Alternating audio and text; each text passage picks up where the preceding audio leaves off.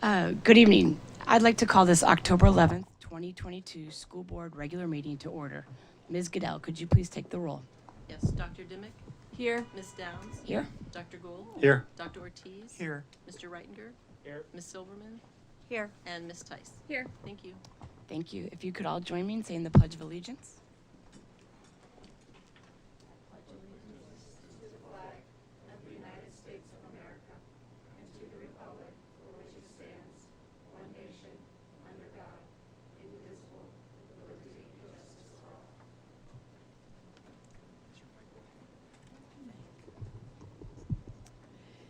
Thank you. If I could have a motion to adopt the agenda?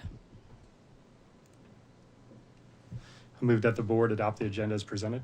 Thank you. May I have a second? Second. Thank you. All those in favor say yes. Yes. All those opposed say no. Thank you. The motion carries. We're now at Section 2, Spotlight Team FCCPS, and I'll turn it over to Dr. Noonan. Thank you, Madam Chair and board members. Good evening and welcome to everybody who's here. This is the biggest crowd we've, I think, ever had in this room, and it's great to see all of you. Appreciate you being here. This evening's Spotlight on Learning is a really exciting opportunity for us to share with the board and with the community something that our wonderful teacher, Sarah Tennyson, has been working on since she arrived in our schools a couple of years ago around restorative circles. And some of you may know it as restorative justice, but you'll hear the term restorative circles as a part of the conversation. Sarah, along with her really great kids and many of her colleagues at the middle and high school, have done an outstanding job developing a process to put in place around restorative circles. And this evening, we'll get a chance to see them in action. And by her side is Matt Sowers, our Director of School Counseling at the secondary campus, and in case there are other questions that may come up as a consequence of the restorative circles conversation that Sarah's going to share with you tonight, but she is going to stick around for a few minutes after this and answer any questions that you might have. And we're very fortunate to have her with us tonight. So she'll take it away. Okay, so let's do our check-in. My name is Sarah Tennyson. I teach grades 6th through 8th special education at Mary Ellen Henderson Middle School. Specifically, I teach social emotional learning through our social emotional learning flex classes. But I am kind of tired, so. My name is Krista Patrick. I'm a school psychologist intern for Falls Church. I kind of consider it almost like a small group counseling, and I thought being in here I could learn from the practices that Miss Tennyson does with the kids. Restorative practices are actually derived from indigenous traditions. And they emphasize dialogue, they promote accountability amongst peers, and restore any broken relationships through peer mediation in the form of a circle. The point and purpose of the circle is to promote organic communication and to promote connectedness, just trusting, building that level of trust. We are all in this classroom. I trust you, you trust me to share something from your life. Share your level 1 through 10. Remember, 1 is the worst day ever. 5 is normal, okay day.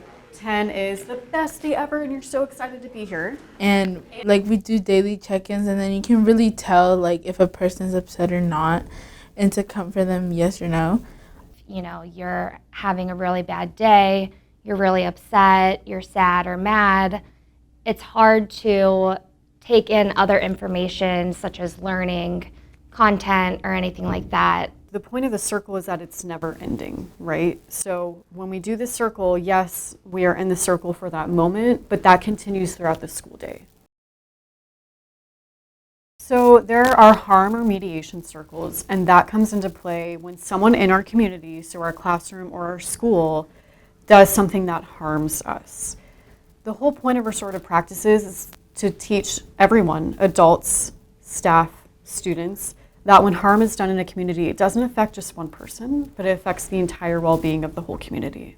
So these circles give the victim a chance to say, hey, this is how I was impacted. And it gives the offender the opportunity to take accountability and say, hey, I'm sorry, this is why I did that, and this is what I've learned from it. Let's move forward. That translates to kind of counteracting the punitive measures of, okay, you did this, you're 5 days out of school. Because what happens when that student's 5 days out of school, they're missing academic time, falling further behind. They're given a message that I am not wanted here.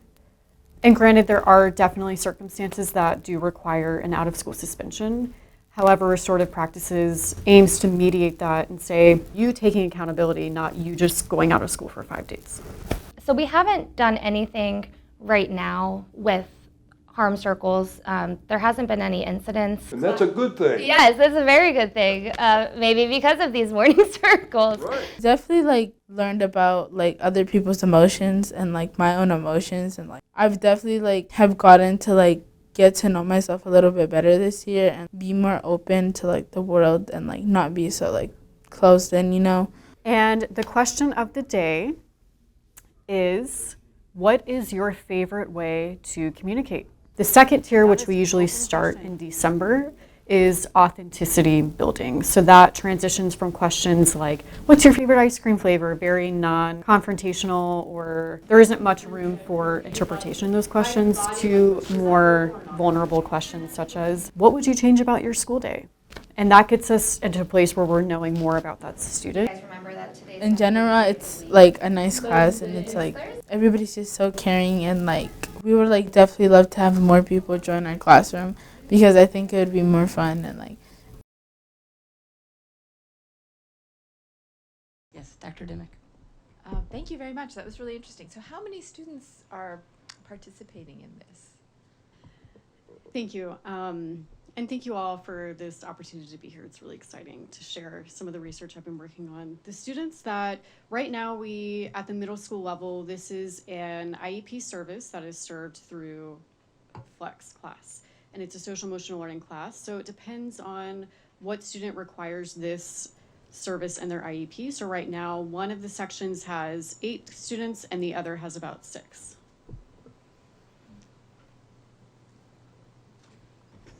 Yes, Ms. Tice. Yes, thank you so much. I've never heard of this, and I thought it was really fascinating. I'm wondering if you see opportunities to expand this to outside of just of IEP, students with IEPs in the future. Yes, absolutely. There is a lot of literature out there on the positive consequences of restorative practices, and that includes reduced suspension rates, a greater collective school community. There is a spectrum of restorative practices. What I'm doing is very much on the very beginning of the spectrum, and that's community building. Then there's the harm circles that I have also conducted at the middle school. What's exciting is that there is an opportunity to expand this, and I'm actually getting trained in November to become the trainer of the district in restorative practices. So I have done a little bit of training at the high school. There are some teachers during their stable group, students without IEPs, all students, who are beginning to do the check-in circles. A simple, very on the far end of the continuum, the very beginning, just community building, doing the check-in. And there's so much science and research, which is really exciting behind restorative practices, of even how those are mitigated, how the circles are done. It isn't just, okay, let's all get up and do a circle.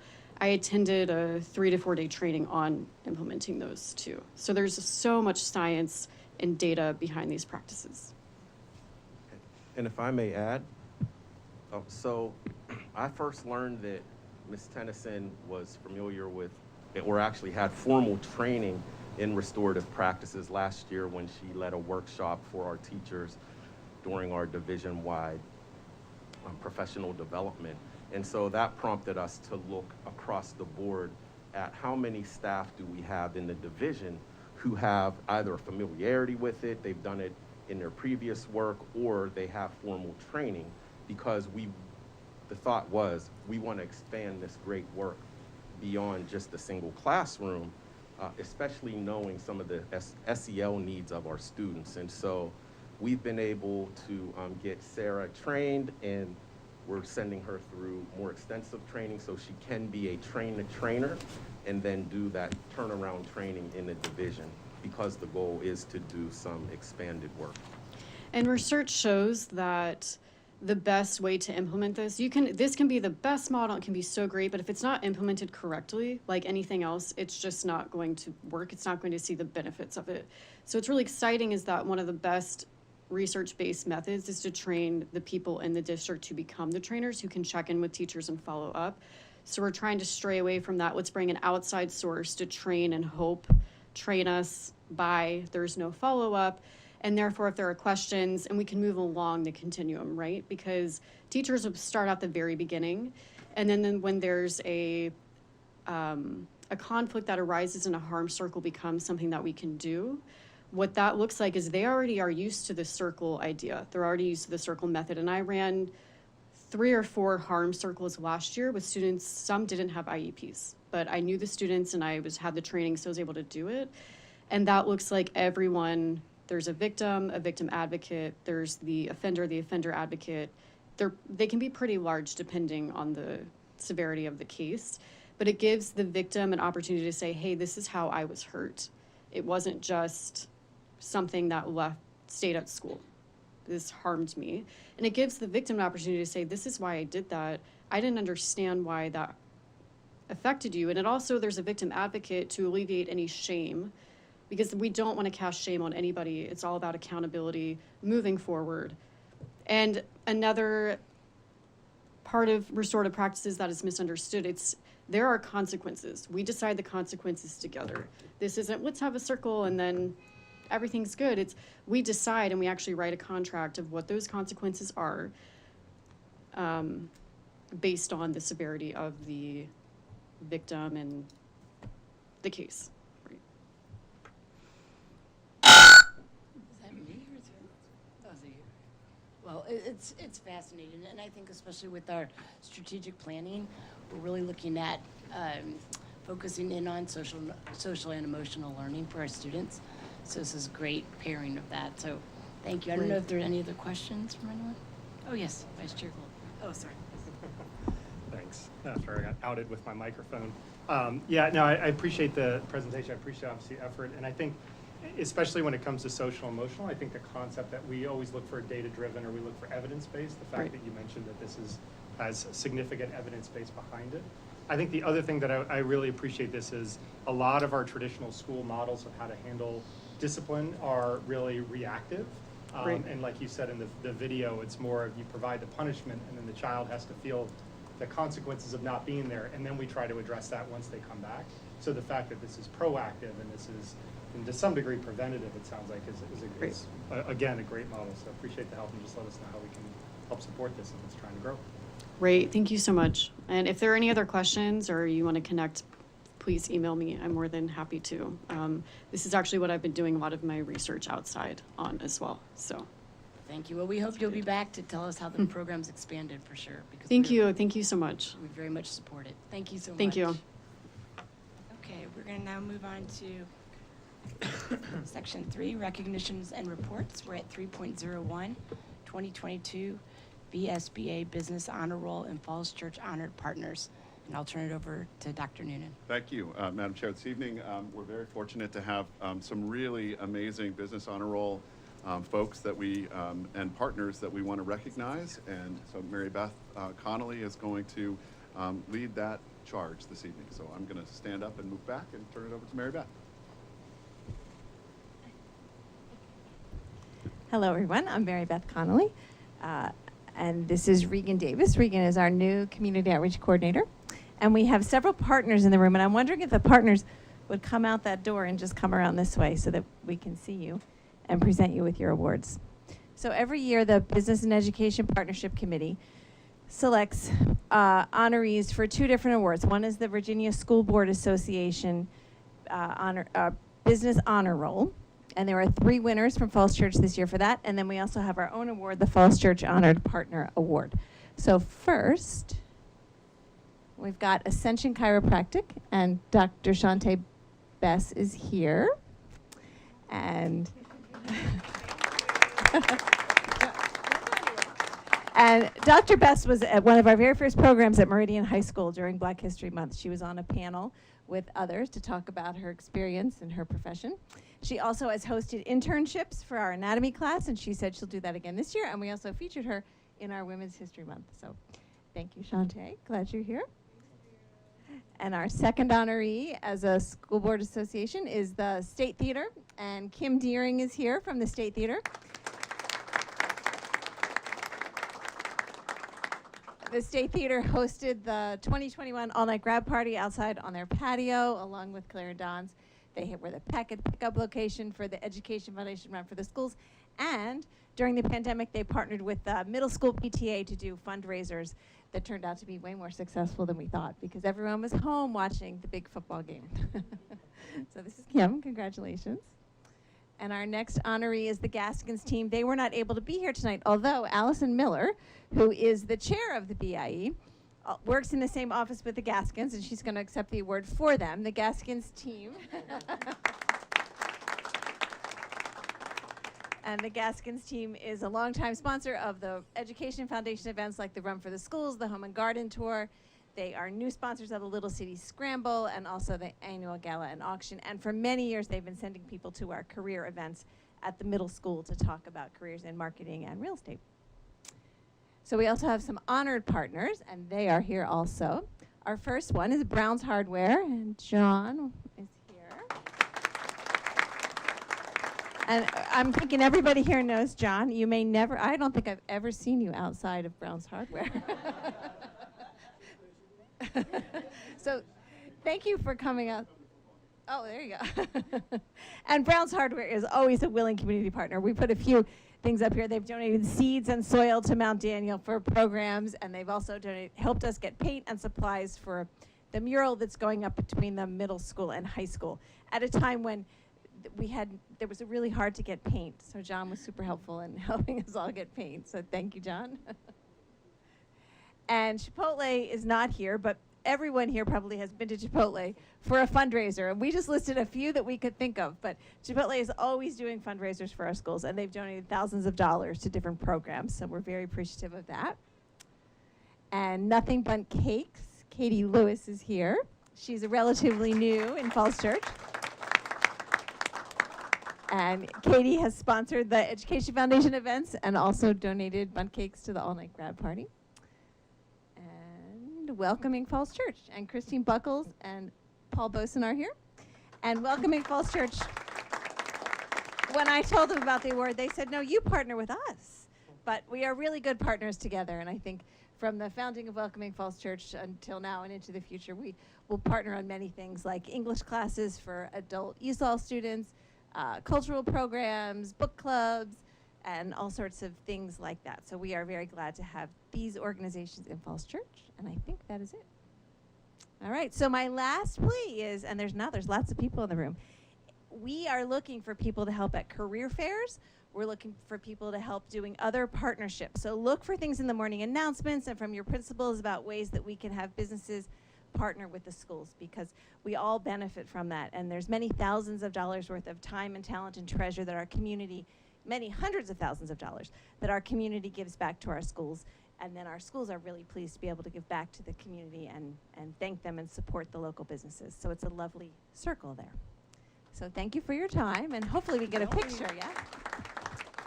No, I just all want to thank you all. It's so, I can't say it any better than Mary Beth did, but you know, our students really benefit from your involvement. Our fundraising benefits from your involvement. And we really see this as a relationship. We have a very tight relationship with our local businesses. Thank you so much. And I think, John, you want to take a picture with the whole board? Or, okay.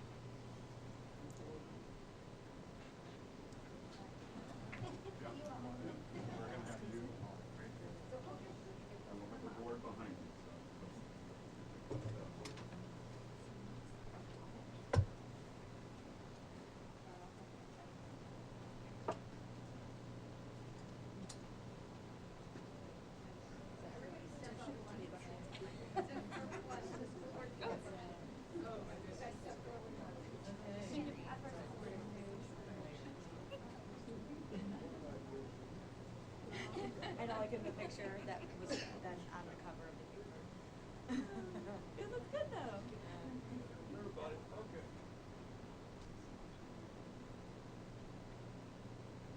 Thank you so much. Congratulations. Yes, I know, we're in a good trio, yes.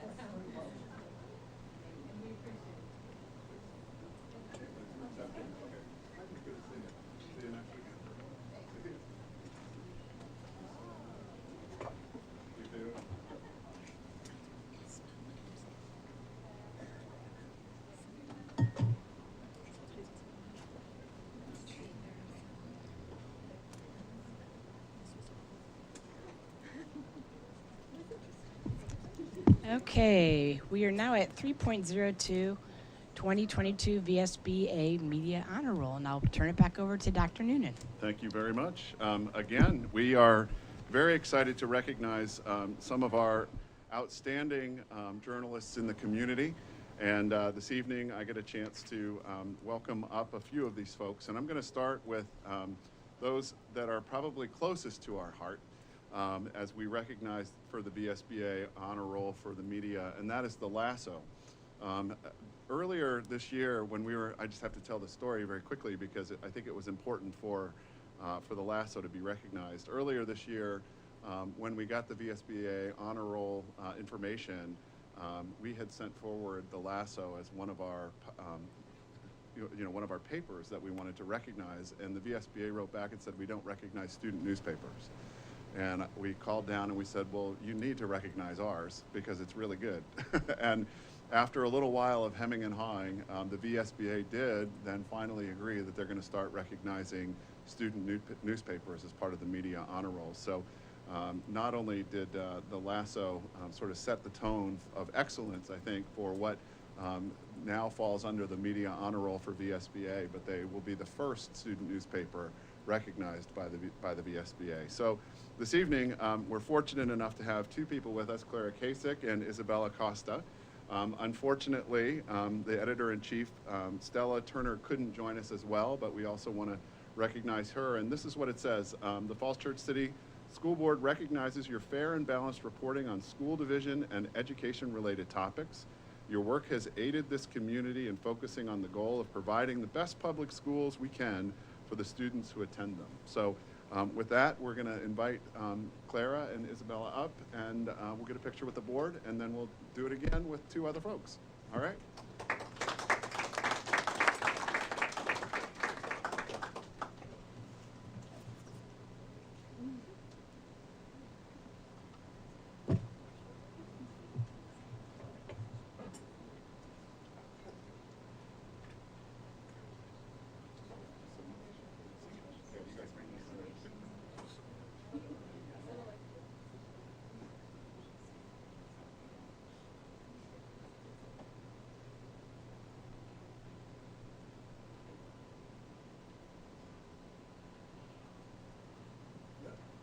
Got it, Dad?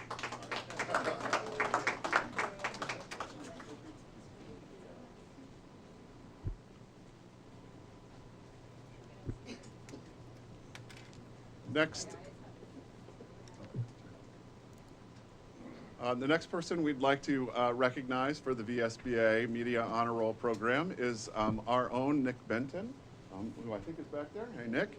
I'm glad you're here. And Nick, as most people in the room know, is the publisher and editor-in-chief of the Falls Church News Press.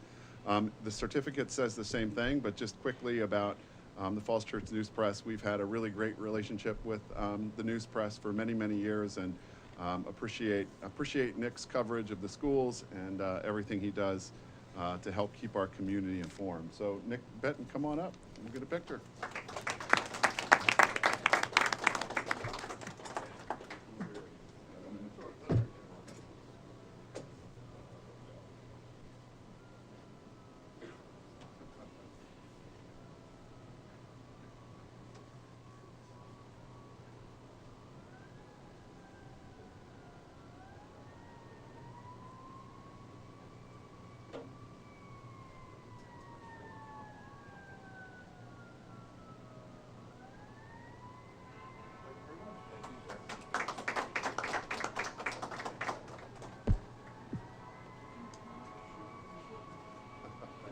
And before you get too comfortable, I'll go ahead and announce the last and final VSBA Media Honor Roll recipient. It's a newcomer to us from thepatch.com. We want to thank Mark Hand for his incredible reporting on the schools. You have been right, of course, right when the fire department comes. Anyway, you have been a really great, you've provided us a great opportunity to share information with the broader community beyond just Falls Church, and we really appreciate your service. So Mark, come on up. Thank you.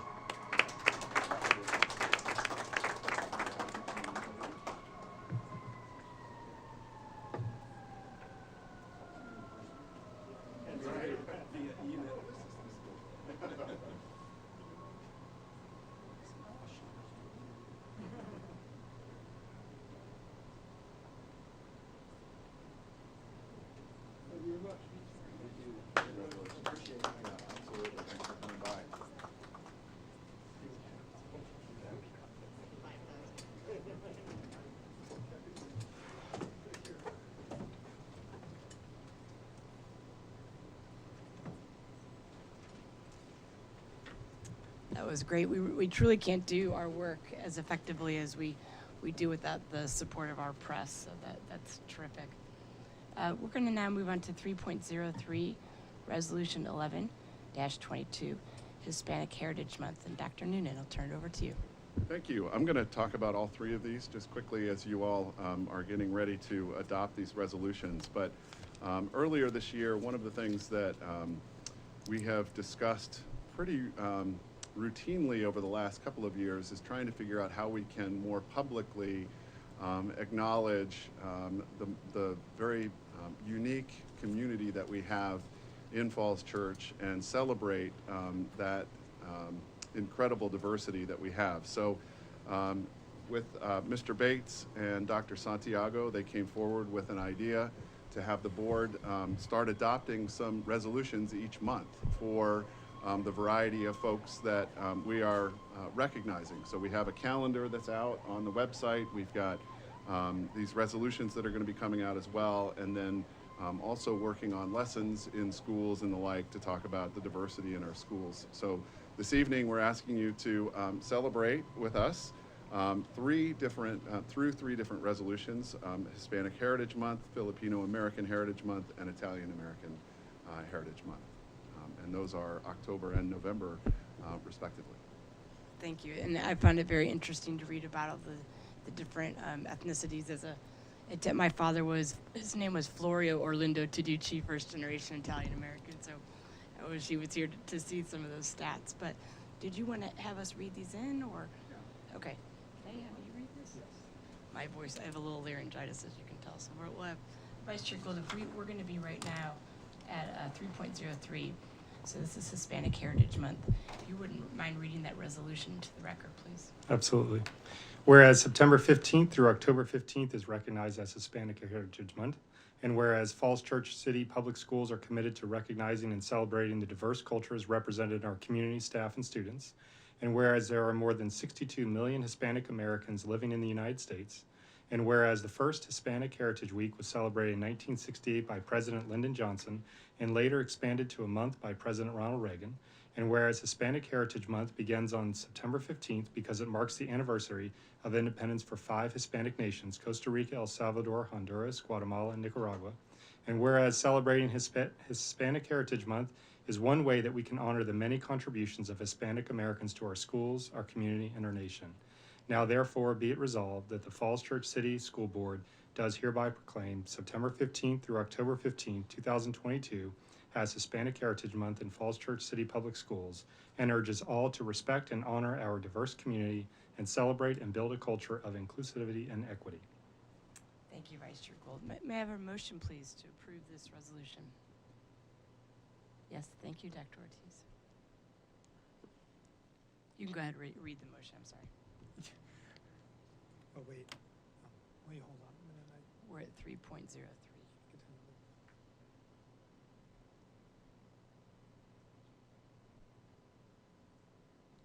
I move that the board adopt the motion. Okay. Could I have a second, please? Second. All those in favor say yes. Yes. All those opposed say no. Thank you. Motion carries. We're now at Resolution 12-22, Filipino American Heritage Month. I'll turn that back over to Vice Chair Gould. I'd like to read into the Resolution 12-22, 2022 Filipino American Heritage Month. Whereas the month of October is recognized as Filipino American Heritage Month, and whereas Falls Church City Public Schools are committed to recognizing and celebrating the diverse cultures represented in our community, staff, and students, and whereas Filipino Americans are the second largest Asian American group in the United States, and whereas Congress first recognized Filipino American Heritage Month in 2009 in commemoration of the first recorded presence of Filipinos in the continental United States on October 18, 1597, and whereas Filipino immigrants are the first recorded Asian immigrants to the United States, and whereas celebrating Filipino American Heritage Month is one way that we can honor the many contributions of Filipino Americans to our schools, our community, and our nation. Now, therefore, be it resolved that the Falls Church City School Board does hereby proclaim October 2022 as Filipino American Heritage Month in Falls Church City Public Schools, and urges all to respect and honor our diverse community and celebrate and build a culture of inclusivity and equity. Thank you, Vice Chair Gould. May I have a motion, please, to adopt this resolution? Yes, Dr. Dimick. Chair, I move that the school board adopt resolution 12-22 Filipino American Heritage Month as presented. Thank you. May I have a second? Thank you, Ms. Tice. All those in favor say yes? Yes. All those opposed say no. Thank you. Motion carries. And we're now at our last resolution, 13-22, Italian American Heritage Month. Vice Chair Gould, if you could read that into the record, please. Absolutely. Whereas the month of October is recognized as Italian American Heritage Month, and whereas Falls Church City Public Schools are committed to recognizing and celebrating the diverse cultures represented in our community, staff, and students, and whereas Italian Americans are the 7th largest ethnic group in the United States, and whereas Congress and President George H.W. Bush first recognized Italian American Heritage Month by special proclamation in 1989, and whereas over 5 million Italians immigrated to the United States between 1820 and 2000, and whereas there are currently over 26 million Americans of Italian descent residing in the United States, and whereas celebrating Italian American Heritage Month is one way that we can honor the many contributions of Italian Americans to our schools, our community, and our nation. Now therefore be it resolved that the Falls Church City School Board does hereby proclaim October 2022 as Italian American Heritage Month in Falls Church City Public Schools, and urges all to respect and honor our diverse community and celebrate and build a culture of inclusivity and equity. Thank you, Vice Chair Gould. May I have a motion, please, to adopt this resolution? Yes, Ms. Silverman. I move that the school board adopt resolution 13-22, Italian American Heritage Month as presented. Thank you. May I have a second? Second. Thank you. All those in favor say yes? Yes. Yes. All those opposed say no. Okay, thank you. Motion carries. And again, thanks to Mr. Bates and Ms. Santiago and all those involved in this, project. It's a great way to really shine the light on some of our different ethnic groups in this country. And I've learned a lot reading things in the morning announcements about these various groups. So thank you again. We're now at section 4, public comments and requests. In accordance with School Board Policy BDDH, the time for each speaker is limited to 3 minutes. Additional written statements may be submitted to the clerk for dissemination to the board members and for the record. We have quite a few speakers this evening. So I'll call, we will be going in the order of arrival of the order that we received the slips. We have 7 speakers this evening. So I'd like to start with our first speaker. And I apologize for any mispronunciations. Stephen Garbos or Garbos.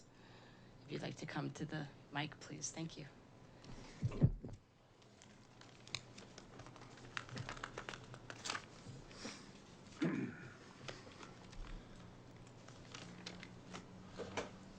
Good evening. So together with my spouse, Emily Green, who's putting kids to bed so she can't be here, I'm here as a Falls Church City parent and ally who has some experience living with a family member that is transgender. I want to thank the board for their immediate support of gender-expansive students after the unveiling of Governor Youngkin's 2022 model policy for public schools. Statements like yours matter to parents and children. They help us feel safe being ourselves within our community. And for anyone who has ever not felt safe on that level, you know that it's huge. I came here to go on record to assure anyone listening that for transgender students of any age, these policies would be harmful. Let us not forget that we're talking about a medical condition with an established standard of affirming care. Youngkin's proposed policies are medically regressive on top of being cruel and shameful. I'm a type 1 diabetic with an insulin pump and a sensor, which are the current established standards of care. Were I in an elementary school, no teacher would ever say to me if I was a student, "Sorry, Steve, I'm allowed to pretend you're not diabetic. No insulin for you while you're in my classroom, and if you have a low blood sugar, no eating." We would all argue that that would be barbaric. Same with a host of other medical conditions that call on individuals outside of the immediate family to play some part on the child's care team.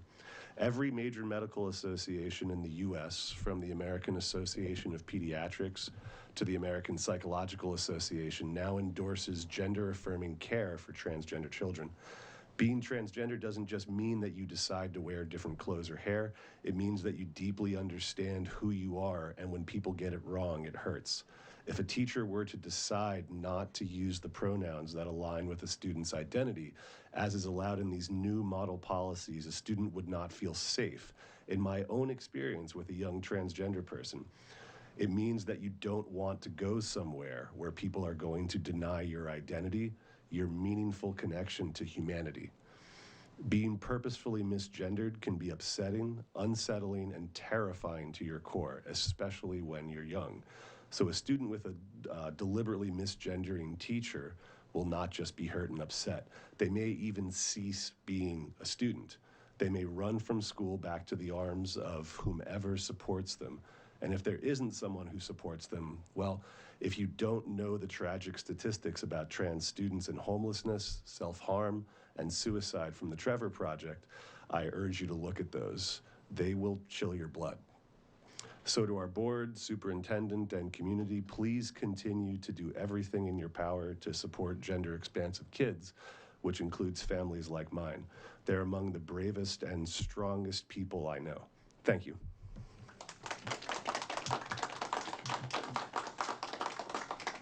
Thank you very much. Okay, our next speaker is Beth Hellman.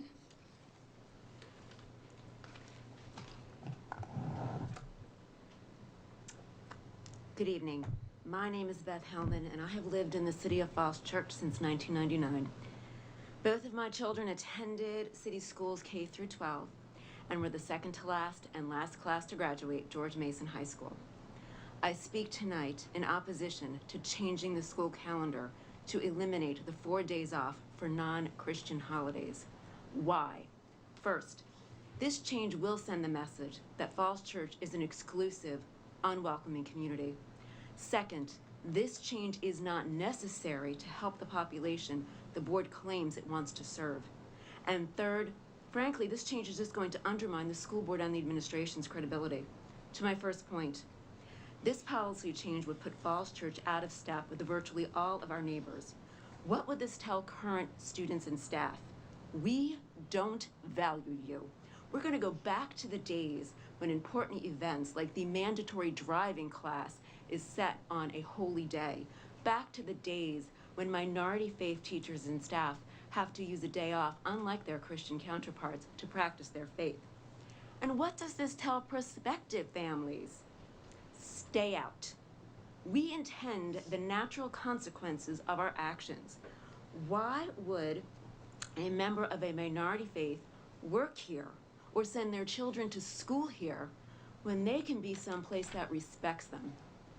As to my second point, while it is right and good to help families with childcare and other needs, it is wrong to do so on the backs of other marginalized groups, especially when there are alternatives. I was very dismayed that at the September 27th meeting, none of those alternatives were discussed. For example, open the daycare like the city has done for years when there's inclement weather. Have special ed teachers come in if they are needed and either pay them or provide an in lieu of day off. How about just talk to some of our neighbors to see how they resolve this? Respectfully, this board and this administration has just not done the hard work to find a solution that benefits all members of our community. Third, how can we trust this board and this administration that so readily changes policies? Like the prior speaker, I too am very pleased with the words of support for our transgendered youth. But what happens, I don't know, a month from now when a parent threatens to sue? Or next year when a student says they are terrified of sharing a locker room with someone who is born biologically a different gender? Is this board and this administration going to buckle so easily again? In other words, who's safe? What can we believe from you? Don't reverse this policy. Don't relegate minority faith members of our community to second-class status. Do what we elected you to do, which is to honor all members of our community. With some hard work and creativity, we can, in fact, do that. Thank you. Thank you. Okay. And I'd like to call Anna Barr to the microphone. Take a second. Yep.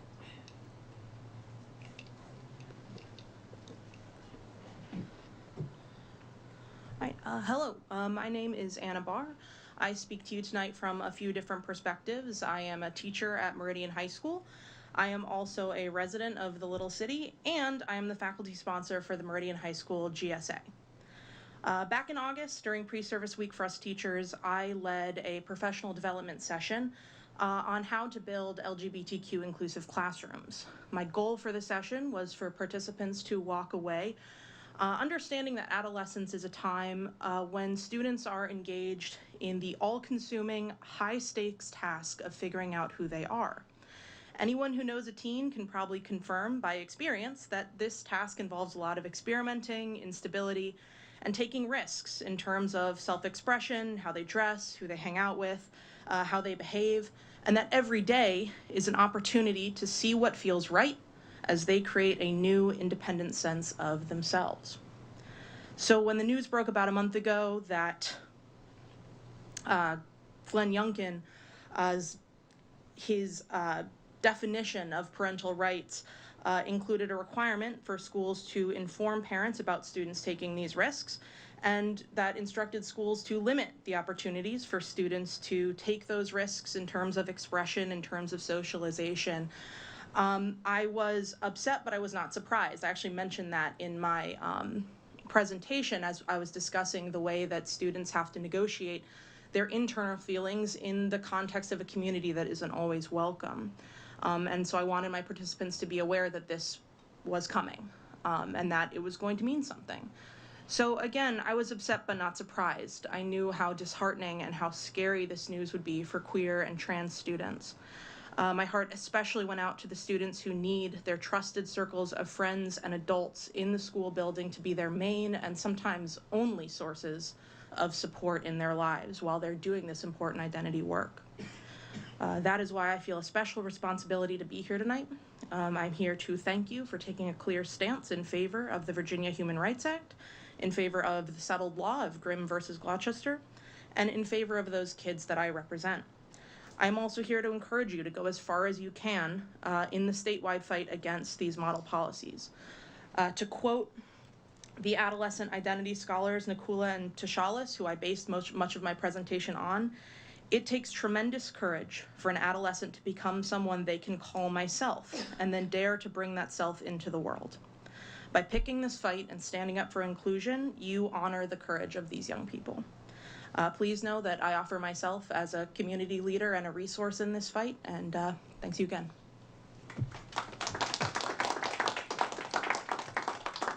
Thank you very much. Now, Ms. Pam Mahoney, please.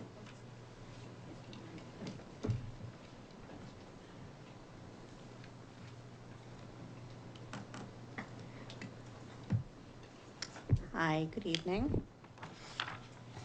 I'm Pam Mahoney, a teacher at Meridian High School, and also come here to you tonight as president of the Falls Church City Education Association. That's the union that represents educators here in Falls Church. Thank you for being open to the idea of collective bargaining for school staff. You began the process last spring, and a team representing teachers, administrators, and support staff worked collaboratively with school board members to draft a resolution to allow collective bargaining. By late May, however, the school staff asked to pause the conversations for the summer in order to, among other things, collect more evidence to assuage some of the board members' concerns that staff's collective bargaining initiative was a minority action. I'm here tonight as the president of FCCA to affirm to you that collective bargaining has wide support from staff. As of today, we have about 65% of licensed staff who've signed collective bargaining authorization cards, as well as significant support from other employees, including building and central office-based administrators, transportation staff, paraprofessionals, and operations workers. Falls Church City is an amazing place to work. We don't take any of the current benefits of our job lightly, and we appreciate the efforts that have been made to improve the lines of communication and streamline problem solving, because it's been a hard few years for all of us. Rather, staff efforts to obtain collective bargaining are about building a sustainable, long-term employer-employee system that will codify the great norms that already exist, that will provide opportunities to negotiate and collectively problem solve for improvements, and that will preserve a stable learning environment for our students. As you know, FCCA has worked for the past year to build on our good faith relationship with the school board and system leadership. If FCCA is chosen to work alongside the board in collective bargaining, we pledge to continue to operate in good faith. Therefore, I come here tonight to ask you to please reopen the resolution draft committee. Thank you very much. Thank you.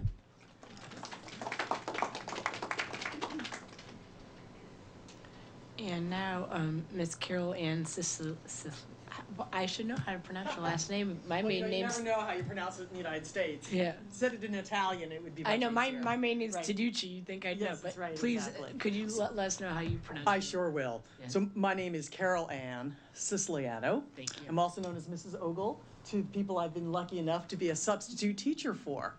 And I'm speaking on behalf of pay equality for substitute paraprofessionals.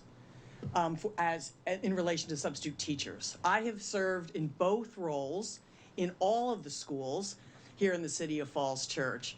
And I'm aware that paraprofessionals are paid $15 an hour, $120 for the whole day. Substitute teachers are paid $18 an hour, $144 for the entire day. And I can tell you, having done both jobs often, the job of the substitute teacher is, I'll put it the other way. The job of the paraprofessional substitute is meaningfully more difficult, much more demanding than the job of a substitute teacher. A substitute teacher has the benefit of having an invariably outstanding lesson plan provided by the teacher, who works extraordinarily hard to ensure that in her or their absence, the day proceeds well, so that the lesson plan is provided. The second thing that a substitute teacher has are planning breaks, or in the case of a substitute teacher, they're sort of studying the plan and learning. They are breaks. When the students are in encore, the substitute teacher is at her desk waiting for them to return. The third thing that a substitute teacher has is a paraprofessional to work with the students who may have behavioral or physical or emotional issues that can be, that require closer attention. The substitute teacher has all of those things. And, in my case, she gets paid $18 an hour. The paraprofessional, by contrast, has one break, one 20-minute break during the day for lunch. Maybe it's 30. It feels much shorter. And is with her students the entire day. Often is moved from class to class because of a significant absence of paraprofessional substitute teachers. You can see that every day. There are openings and people are not filled. And the paraprofessional is working constantly on her feet in a high energy environment and gets paid less than the substitute teacher. Given the choice, I will choose a substitute teaching job every time, because it's just, especially someone of my age, just less physically, emotionally, and mentally demanding. And I get paid $24 more for my day. And so I urge the school board to consider raising the salary to $18 an hour for paraprofessional substitutes as you propose your budget for this coming year. Thank you.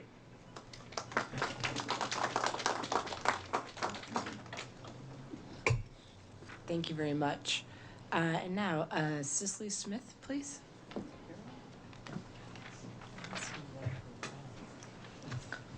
Hello, my name is Sil Smith, and I am a 10th grader at Meridian High School. I am also co-president for our GSA. I am here to speak to you about the Youngkin administration's model policy in regards to transgender students. As I hope you are all aware, on September 16th, Glenn Youngkin and the Virginia Department of Education released a draft policy that reverses the current policies protecting transgender students. To quote the 2022 Model Policies for Public Schools, the department embarked on a thorough review of the model policies for the treatment of transgender students in Virginia's public schools. The 2021 model policies promoted a specific viewpoint aimed at achieving cultural and social transformation in schools. The department hereby withdraws the 2021 model policies, which shall have no further force and effect. Now, what does this mean for transgender students within Virginia public schooling and our school? As stated within the 14th Amendment of the U.S. Constitution, parents are allowed to have, and I quote from the Code of Virginia, a fundamental right to make decisions concerning the upbringing, education, and care of the parent's child. This point of reference is in the Department of Education's reasoning for changing policies in regards to transgender students. Before I continue, I am not against parents having a impact and being involved with their child's upbringing, but I am against using it to create an unsafe environment for both their child and others' children. If these model policies are passed and within public schoolings across Virginia, schools are now expected to listen to the parents in regards to what names, pronouns, social expression, and gender expression their kid can use and demonstrate, which is extremely harmful because as a transgender individual, I find this dehumanizing, as it is infringing on my own life, liberty, and pursuit of happiness. And it's also removing a once safe environment. By removing the safety of our school environment, this will affect our students directly, not just me, but plenty of others. Polling by the Morning Consult has shown that because of the discussion of transphobic policies alone, 85% of trans youth have experienced a decrease in mental health. Also, multiple surveys done by the Trevor Project has shown almost 1 in 5 transgender youth has attempted suicide, but this rate decreases to youth with access to LGBTQ affirming school and community, which I hope our schools should be, and I would say it currently is. So I am here to ask of you to not just talk about taking action, such as suing the Youngkin administration, but going through with your words to protect us students in Falls Church City public schools. I cannot speak, sorry. Thank you for your time.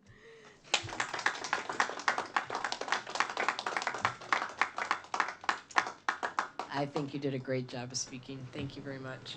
And now our final speaker this evening, Mr. Greg Anderson.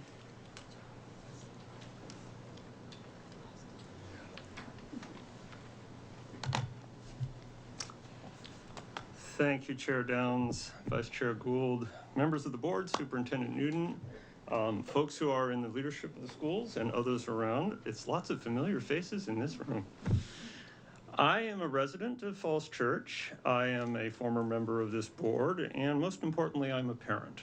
And I'm out here tonight on this National Coming Out Day to urge you not to adopt policies anything like the 2022 draft model policies on the privacy, dignity, and respect for all students and parents in Virginia's public schools. It's a mouthful, and I don't even want to go where that really sounds. I want to tell you why. We've all had the experience of not fitting in. Maybe we weren't the popular kids or the sporty kids or the fashionable kids. I know that's really hard to tell, but you know. But what if it went a lot deeper than that? What if what you didn't fit with was you? With the sex that you were born with the name that your families gave you. For thousands of Virginia students and 1.6 million Americans over the age of 13, that's a fact of their lives. One of those people is my kid, Sign. Sign is non-binary. Sign came out to us when they were early in their high school years. And, you know, you can tell when something's on your kid's mind. And I knew there was something big on their mind, so I said, let's take a walk. Took a while. They wanted to talk, but they couldn't get the words to come out, and eventually they did. First thing I said was, we love you, period. We support you, period. Sign was relieved, but not surprised, and that's because they knew they were safe with us. Now we get to some words that are going to not be so good.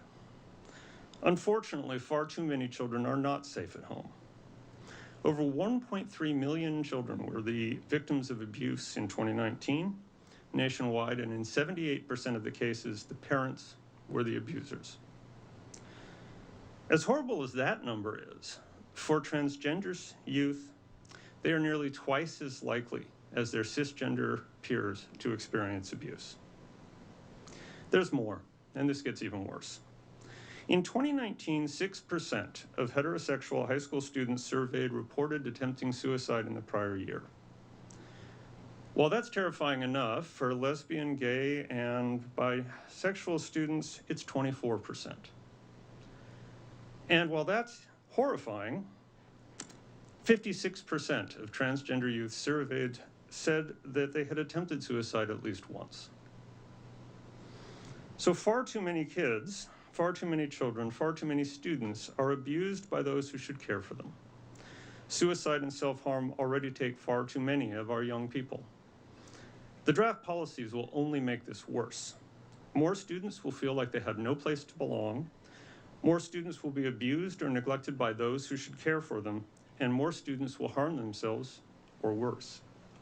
So I urge you to follow your statement and reject these horrific draft policies, and please continue to uphold the board's stance on anti-discrimination, diversity, equity, and inclusion in our schools.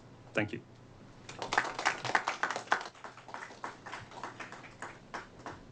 Thank you, Dr. Anderson. And on a personal note, it's wonderful to have you back in this room. We miss you very much. Okay, now we're going to move on to section 5, our closed meeting. We're at 5.01. If someone could please read us into closed. Yes, Dr. Dimick.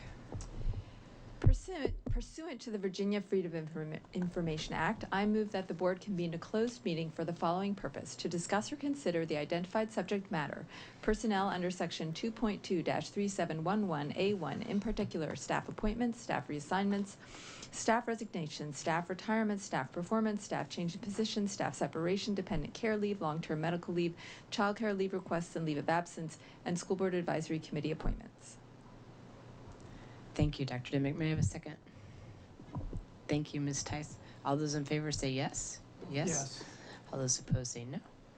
Thank you. Motion carries. And Dr. Newton, I think this will be a very brief closed session. Is that right? That's correct. Okay. So we'll probably be back. Are we gonna, we'll move or? We'll move into the yellow conference room down the hall. Okay, so we'll be back in about 5 minutes. Thank you. At 5.03, if someone could make a motion to reconvene to open meeting. Chair, I move that the board reconvene to open meeting. Thank you. Could I have a second? Second. Thank you, Vice Chair Gould. All those in favor say yes. Yes. All those opposed say no. Thank you. Motion carries. We're now at 6.01. We're going to certify the closed meeting. If I could have someone read that motion, please.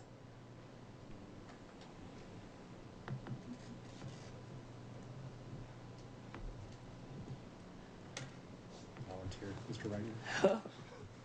Bringing in the big guns. Madam Chair, whereas the Falls Church City School Board has convened a closed meeting on the state pursuant to an affirmative recorded vote and in accordance with the provisions of the Virginia Freedom of Information Act, and whereas Section 2.23711B of the Code of Virginia requires a certification by the school board that such closed meeting was conducted in conformity with Virginia law, now therefore be it resolved that the Falls Church City School Board hereby certifies that to the best of each member's knowledge, 1, only public business matters lawfully exempted from open meeting requirement by Virginia law were discussed in the closed meeting to which this certification applies, and 2, only such public business matters as were identified in the motion convening the closed meeting were heard, discussed, or considered. Thank you, Mr. Reidinger. May I have a second, please? Second. Thank you, Dr. Dimick. Ms. Goodell, could you please take the roll? Yes, Dr. Dimick? Yes. Ms. Downs? Yes. Dr. Gould? Yes. Dr. Ortiz? Yes. Mr. Reitinger? Yes. Ms. Silverman? Yes. And Ms. Tice? Yes. Thank you. Thank you. We're now at section 7, our consent agenda. And as you'll see, there's personnel items, some advisory committee appointments, also the advisory committee charges. So just pointing that out to the school board if you haven't had a chance to read through those charges. I think everyone did a nice job on those. So we're at 7.04. I'd like to ask for unanimous consent to approve the consent agenda. And hearing no objections, the consent agenda is approved. We are now at 8.01, school action plan reports, and I'll turn it over to Dr. Noonan. Sorry. Oh, yes. Thank you. Thank you, Dr. Noonan. I was remiss in not beginning this meeting with a moment of silence. a good friend of ours, a terrific colleague, an amazing teacher, passed away recently, Ms. Tori Fay, who was a 5th grade teacher at Oak Street Elementary. And, you know, she was just an incredible person. And the whole community is even though this was, you know, a few days ago or a few weeks ago, the community is still reeling from this loss. And I know I speak for everyone and say this is just very devastating to everyone. And so we are keeping her family in mind, as well as all those families that she touched, in her honor, if we could now have a moment of silence.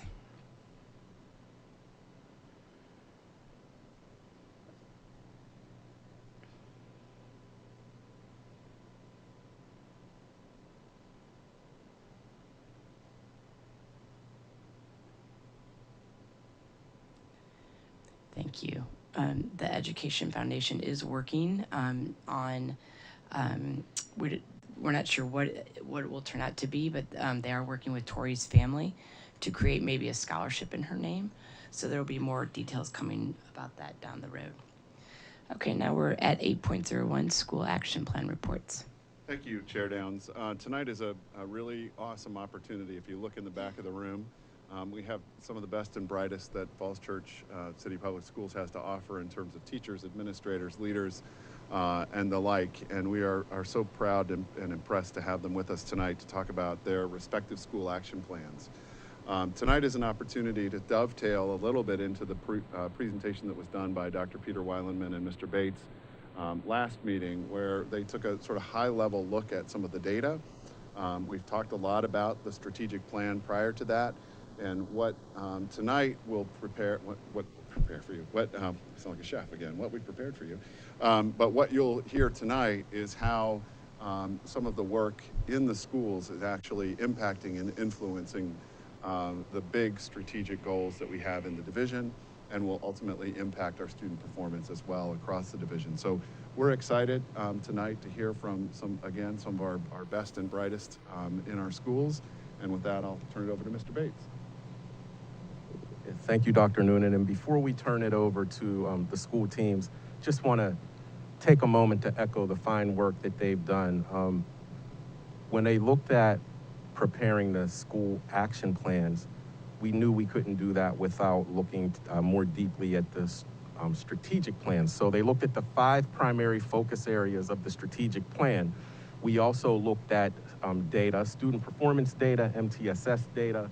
We looked at feedback that we received through the strategic planning process, and a number of other data sets to identify what are the primary areas of need that we should focus on in our school action plans. And so, as Dr. Noonan shared, the school action plans really outline the ground level work and the actions that teachers and school staff are doing in conjunction with our school support teams and our leadership teams to make necessary steps and progress toward fulfilling the goals of the school, of the strategic plan. And so I think if we looked at previous years, what we have this year with our school action plans is a much tighter assembly and overlay of the work that's needed in our school action plans aligned with our strategic plans, and we're really excited about that. What we've decided to do for this evening, just for cohesion of the presentations, and also is a display of the collaborative kind of tight work that our schools do. We're going to have our elementary or our lower level teams present first, and then we can open it up for feedback and questions. So that would be starting off with JTP, then move into Mount Daniel and Oak Street. And you'll see through what they'll share as far as those strategic actions and the plans and the goals that they've outlined, that there's a lot of consistency in the plans themselves. And then after the school team, after they present and we have the feedback and questions, we'll then move to the secondary team. And again, you'll see that consistent theme with the goals that were selected, as well as those actionable steps that are being taken in the action plan. You'll see at the middle school and the high school level a lot of similarity and a lot of cohesion in what's being presented. So without further ado, we'll go ahead and have Amanda, our director of JTP, Amanda Davis, and Marianne Odesman also support her in their presentation. And then from there, Amanda, we can just move right into Mount Daniel. Okay. Thank you. Good evening, everyone. Again, here's Marianne Aldhusen-Alderman. She is one of our pre-kindergarten teachers. This is her second year in the district, and Marianne comes with a wealth of early childhood knowledge and expertise, not only in the general ed side, but also in the special education side. So Marianne, along with all of our teachers and support staff, we've embarked upon a new journey this year. And the journey that we've embarked upon is that this year, our students who are coming to us who are 3 years old are the first generation of students who were either born weeks before or during the pandemic.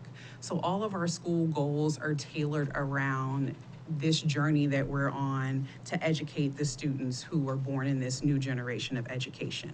So our 3 focus areas are wellness, equity, and belonging, IB-infused teaching and learning, and also investing in our people.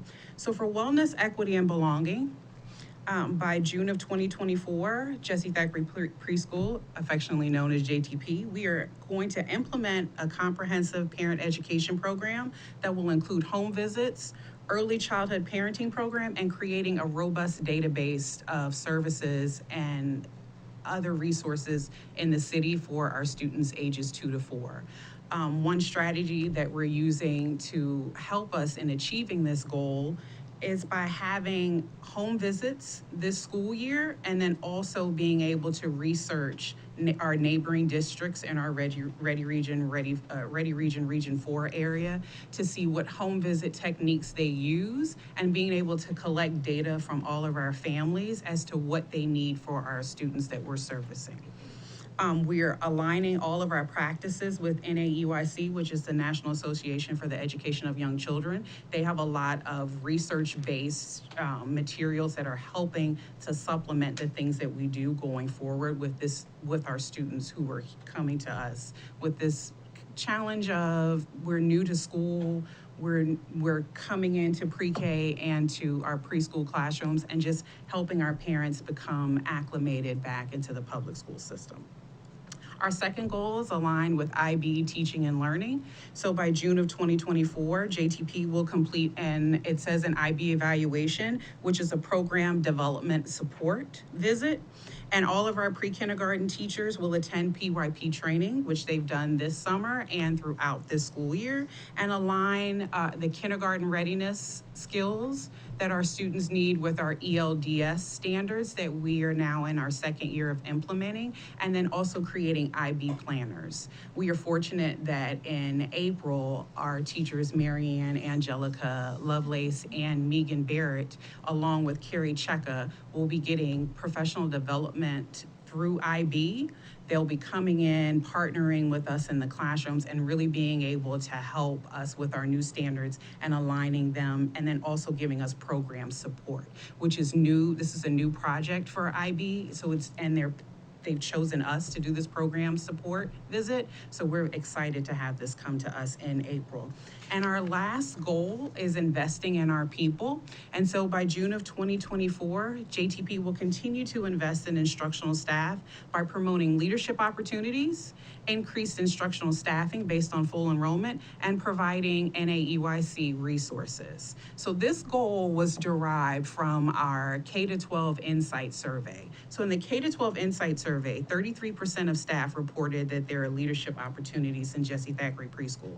That means 67% felt that there was not leadership opportunities. And because of this, and doing a look at the opportunities that we needed in our building to help support our teachers and to help support our students, we're going to continue to develop CTLs. Currently, we have CTLs for reading, and then we also have a CTL for math. And then this school year, we have a Child Find lead teacher position. So that's helped us be able to not only conduct the visits, but be able to have a whole systematic approach and continuing of services to families. By having these CTLs, we also are looking to create a position, a CTL for our parent lead, which goes back to wellness, equity, and belonging. Because if we have a teacher in our building, Nora Rosenberger, she has volunteered to champion our parent education program, being a parent in the community. And she's able to really help us with researching best practices for home visits, and then also being able to tie that with the research, making it research-based, and then being able to partner with our teachers in the building to make sure we have a systematic approach to not only educating our students, providing professional development to our teachers and staff, and then continuing the services for the students who are coming to us who were born during the pandemic. Thank you, and I'd like to turn it over now to Mr. Kasich. I'm wondering, should we just do questions while they're up here? Should we go ahead and do questions? What do you think? I think it's up to the board. One of the things that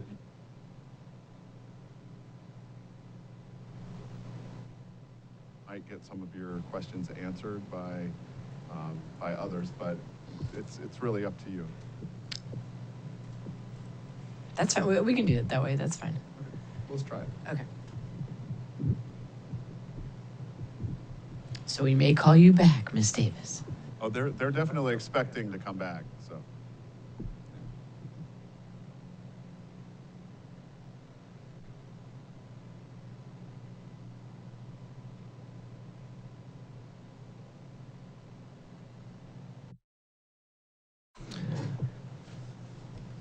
Good evening, Chair Downs, Vice Chair Gould, school board members, Dr. Noonan, and respective guests.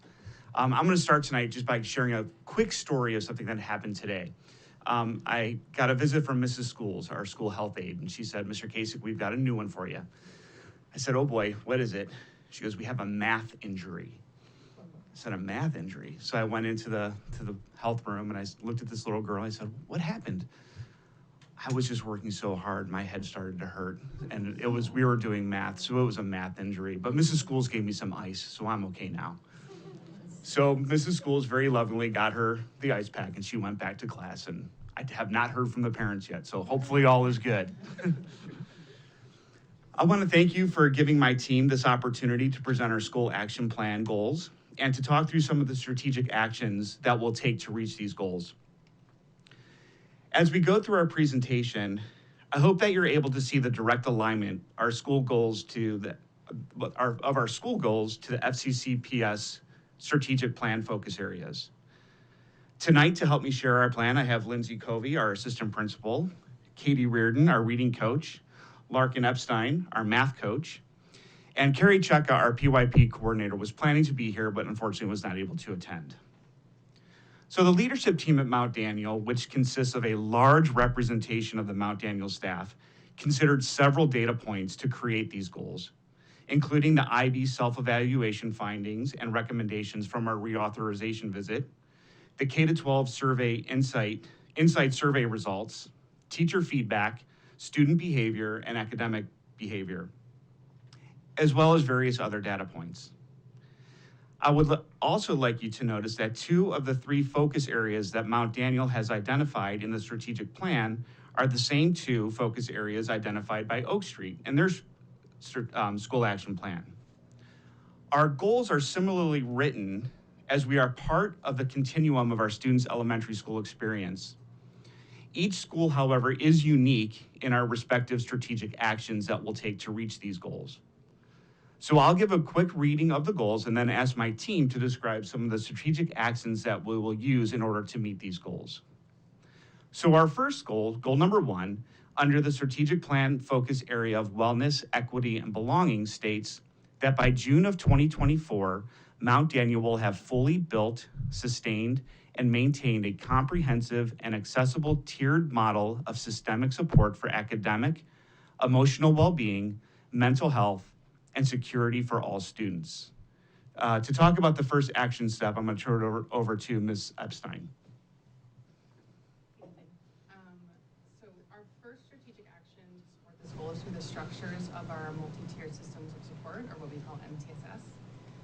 We meet weekly to review Tier 1, 2, and 3 instruction practices and focus on our social emotional learning. So Tier 1 is all students, and Tier 2 and 3 are students who need increased levels of support.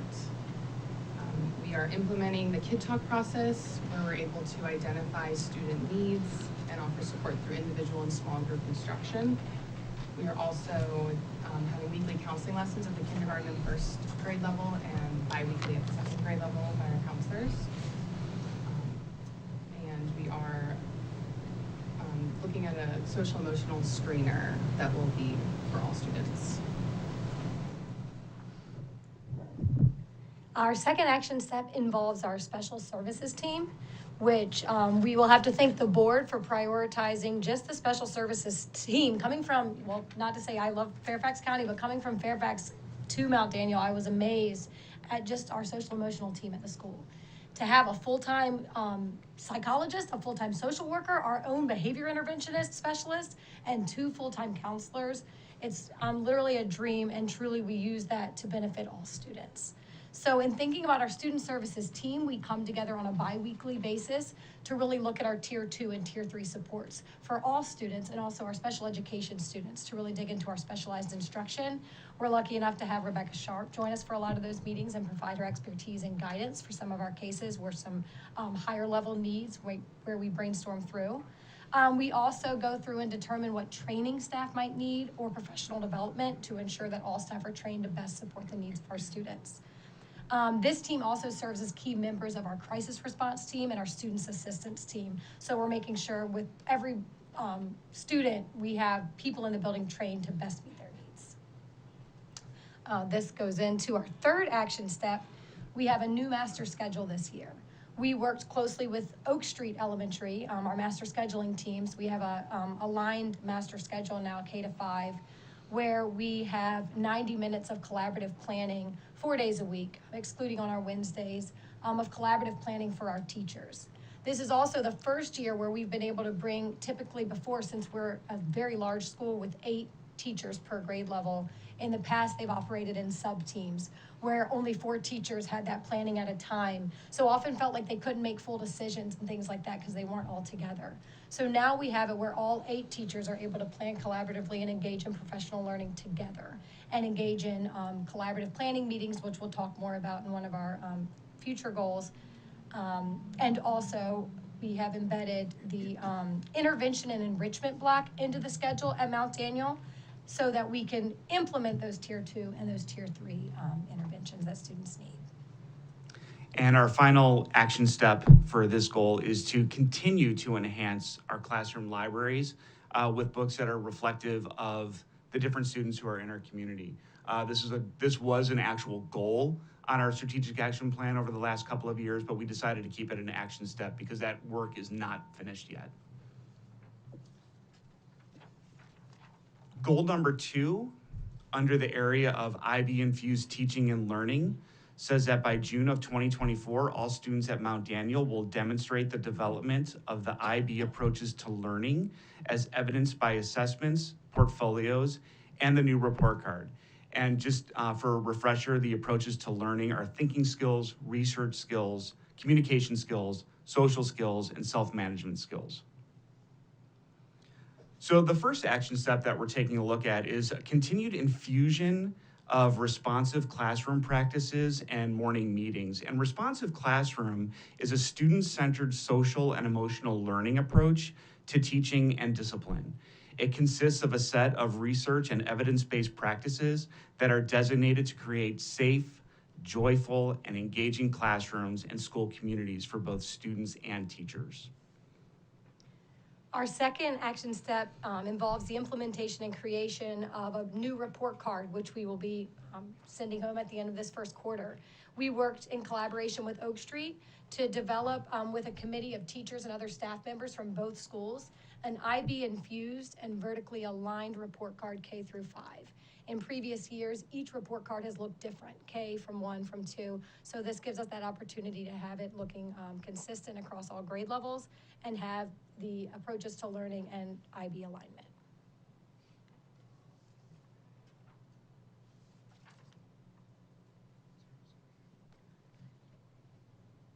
The third action step we'll be taking a look at is the re-implementation of student portfolios.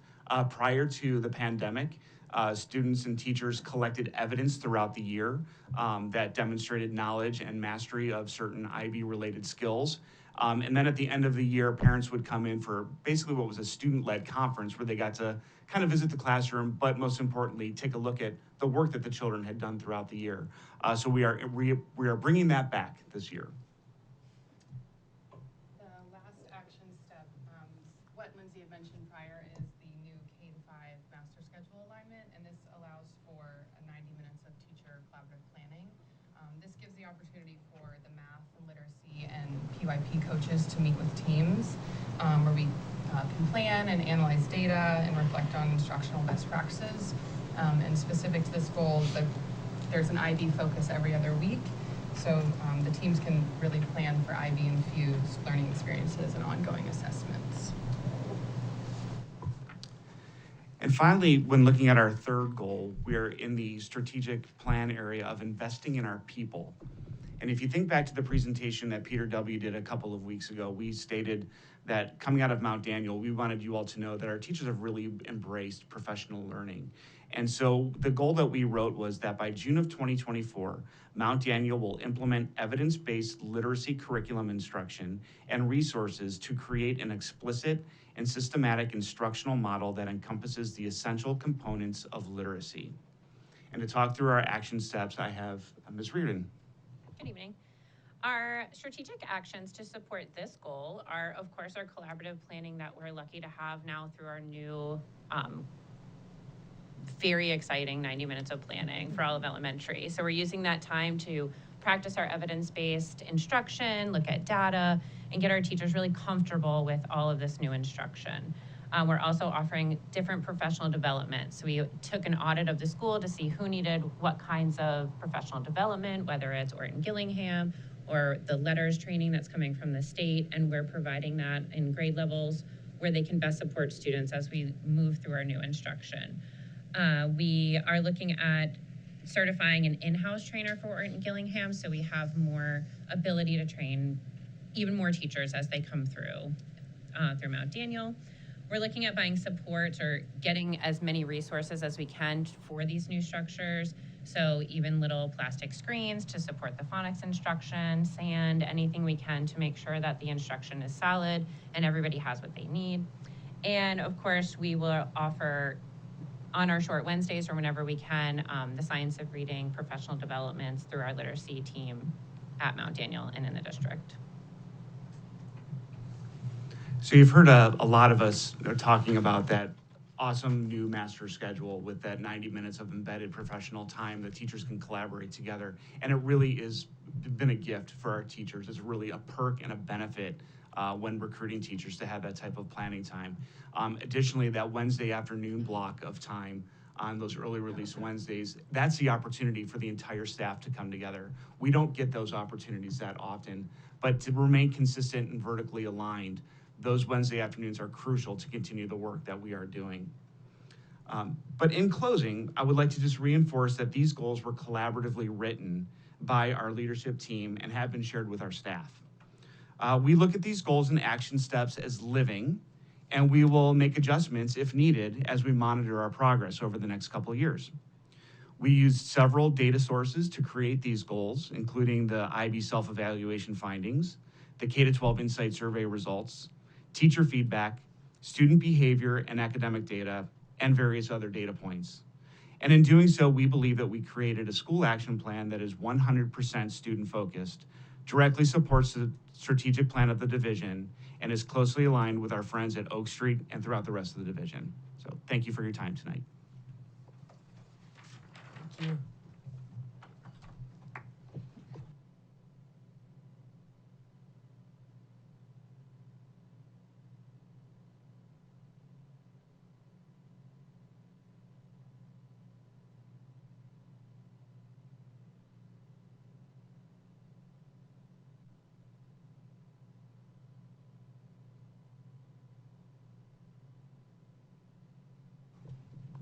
Good evening, Chair Laura Downs, Vice Chair Tate Gold, and school board members.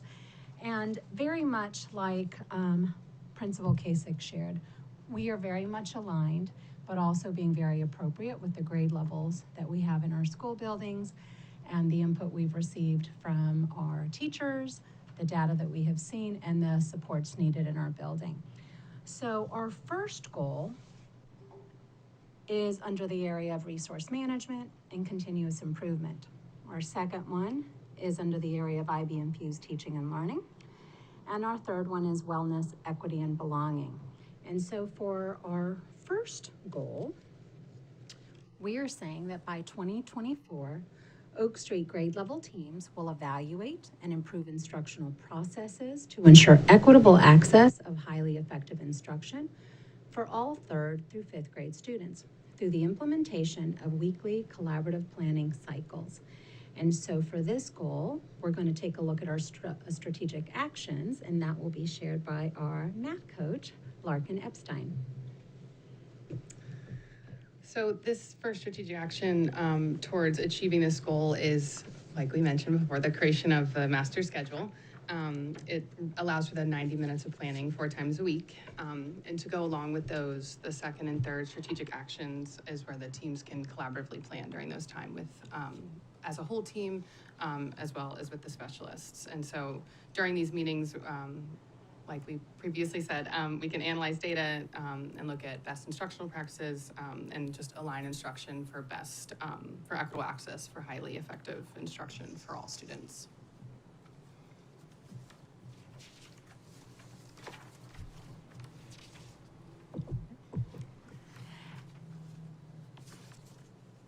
So for our second goal, by June 2024, Oak Street grade level teams will demonstrate their use of research-based instructional practices and an inclusive global lens, providing choice and actively engaging students in learning and service through consistent collaborative opportunities to share implementation of PYP across content areas.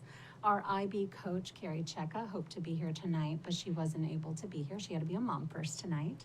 And so this evening, we have our assistant principal, Jeremy Ferrara, who will speak to our strategic actions.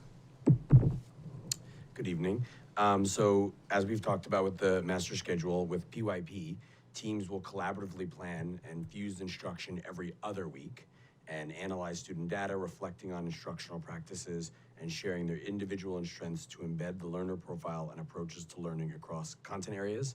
It gives them a chance to look through their planners that they've developed together and reflect on them, make changes, go through the learning engagements, the different activities they're doing, the different assessments at the end, and kind of all plan together to ultimately get to the exciting end of 5th grade when they have their exhibition projects. The second strategic action is that enrichment classes will provide bi-weekly opportunities for students to develop the approaches to learning skills. This is something new that we put into the master schedule as we made enrichment part of our encore schedule. So all students are receiving this instruction every other week from Lisa Muller, our great enrichment teacher. And the last strategic action is the implementation of the new report card, which is IB infused and vertically aligned. As Ms. Covey said, we worked through all of last spring and through the summer and now through the beginning of the year, making sure it was vertically aligned, talking through things that worked about the old report cards, looking at report cards from other school divisions in this country and other countries, looking at PYP report cards all over to create something that we felt like was new and exciting and was, again, vertically aligned K-5. So that brings us to our third goal. By June 2024, Oak Street will sustain and maintain comprehensive and accessible tiered model that provides systemic support for physical well-being, emotional and mental health, and security and safety. And in order to share a lot about our multi-tiered systems of support, we have our literacy coach, who also happens to be our MTSS, or our multi-tiered systems of support coordinator. Thank you. So with our MTSS, or our multi-tiered systems of support team, we are going to look at our SEL data, our social emotional learning data, and we are going to provide instruction that the students need and support that they need in a tier 1 system, which is everyone. And then we're going to look closer at that data to see who needs more support in our tier 2 and tier 3 systems. We will provide that support through small group, through individual specific plans, or in certain classes, whatever the data shows, where that's going to be one of our action items. We're going to use our special services student team to meet and assess and create plans for individual students as we become aware of them and as we have the data to provide instructional information for them. We are going to host parent workshops each quarter to address family identified needs and interests. And lastly, we're going to use staff needed professional development or staff required professional development that they're asking for to support their social emotional teaching in the classroom. Thank you. So I hope you've seen this evening that we very much vertically aligned. We looked at the needs of the students based on their developmental age, and we're also looking at our data through our K-12 Insight, and we're also looking at the whole creation of the schedule came from teacher input, right? They are a large team, and one of the things they asked for over and over again is we need time to plan, and we need time to plan together as a whole team. And so we're making sure that we support them in that ask. Thank you for being here tonight.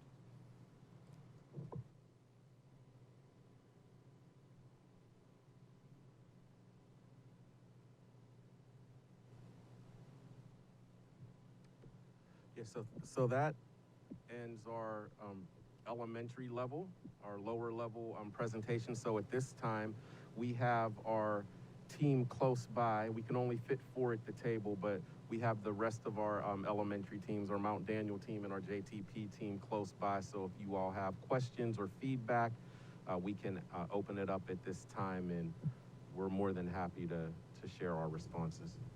Thank you. So very, very informative. Thank you all so much. I know you put a lot of time and effort into these plans. Anyone have a question? Yes, Ms. Silverman. I'm curious, I guess, at both Oak Street and at Mount Daniel, the 90-minute blocks of planning time, which is fantastic to hear that the teachers are receiving this planning time. Is that time, I don't know how to best phrase this, is that time protected from other interests that might, from central office interests, from administration within the building interests? I just want to know that those teachers are really getting the full planning time that they're allotted versus pulled in a million different directions during that time. Great question. And so in terms of protected, it is protected for what's professionally expected of teachers. So professional development, planning for instruction, and supporting the IEP meetings. That sometimes has to be used because that is a professional obligation and responsibility. What we've tried to do is to make sure that when they are collaboratively planning around PYP, language arts, and math, that time is completely protected around those 3 areas of focus. Yeah.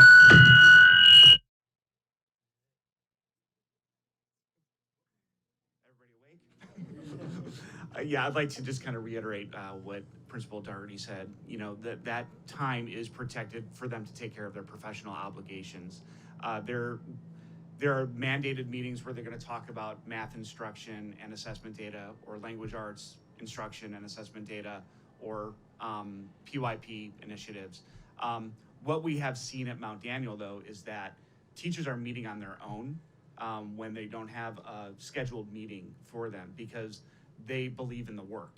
And they know that even though with that 90 minutes that we've set aside for that particular meeting, it's actually not quite 90 minutes, it's still not quite enough time to get that work done. There's a lot of, when you've got a team of 8, for example, coming to consensus and talking through all the options and all of the needs of each classroom, they take that seriously. They take that work very seriously. So they use the time, and they'll meet on their own.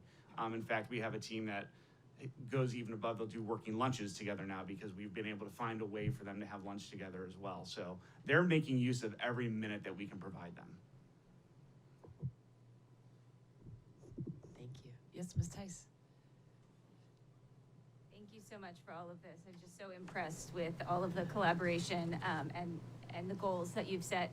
I was thrilled to hear about bringing the portfolios back. I have very fond memories of sitting with my oldest kids and looking through those. So, and as a previous PYP teacher, that was always a favorite part of my teaching.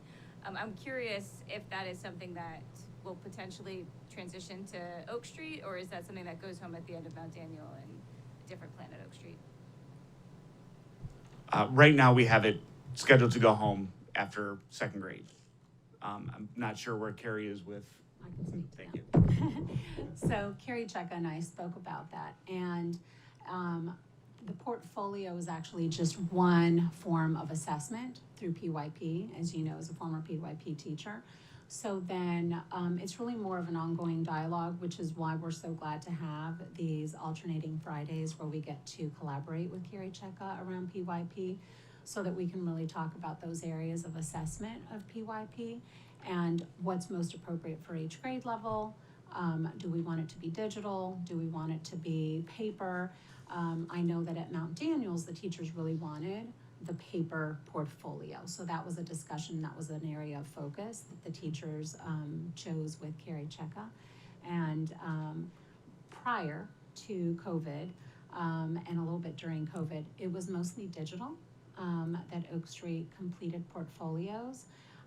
But they really have a lot of other opportunities to show their learning, and so that will be part of the conversation that is had at the table with the teams. Thank you. Yes, Vice Chair Gould. I appreciate everybody staying up late with us. And I think two things that really stood out, I think, in terms of the alignment, I think that's quite unique. I mean, I think people don't realize that even within grades, they don't align. And then grade to grade is very difficult to align. So to have not only grade to grade, but also schools and 3 schools align and leadership at all different levels is very unique. And obviously it takes a lot of effort and collaboration and personality to make that work. So highly respect the amount of effort you all have done. The other aspect is the report card. I mean, obviously that's one of the main and traditional touch points for parents. And I think we've talked about this with Dr. Noonan a lot about the concept of IB and ensuring that parents in our community understand that IB starts early and all students go through IB. So getting that IB infused principles will be very helpful for them to understand that starts so early. The question I had is around MTSS. I'm just curious, can you talk a little bit about the MTSS data that is collected, whether you have the system for it, also the kind of longitudinal nature of MTSS, how that's handled throughout the schools? Sure. We use many different assessments in the MTSS process. Our large ones that we use in Falls Church City is our STAR assessment, just as our general academic screener.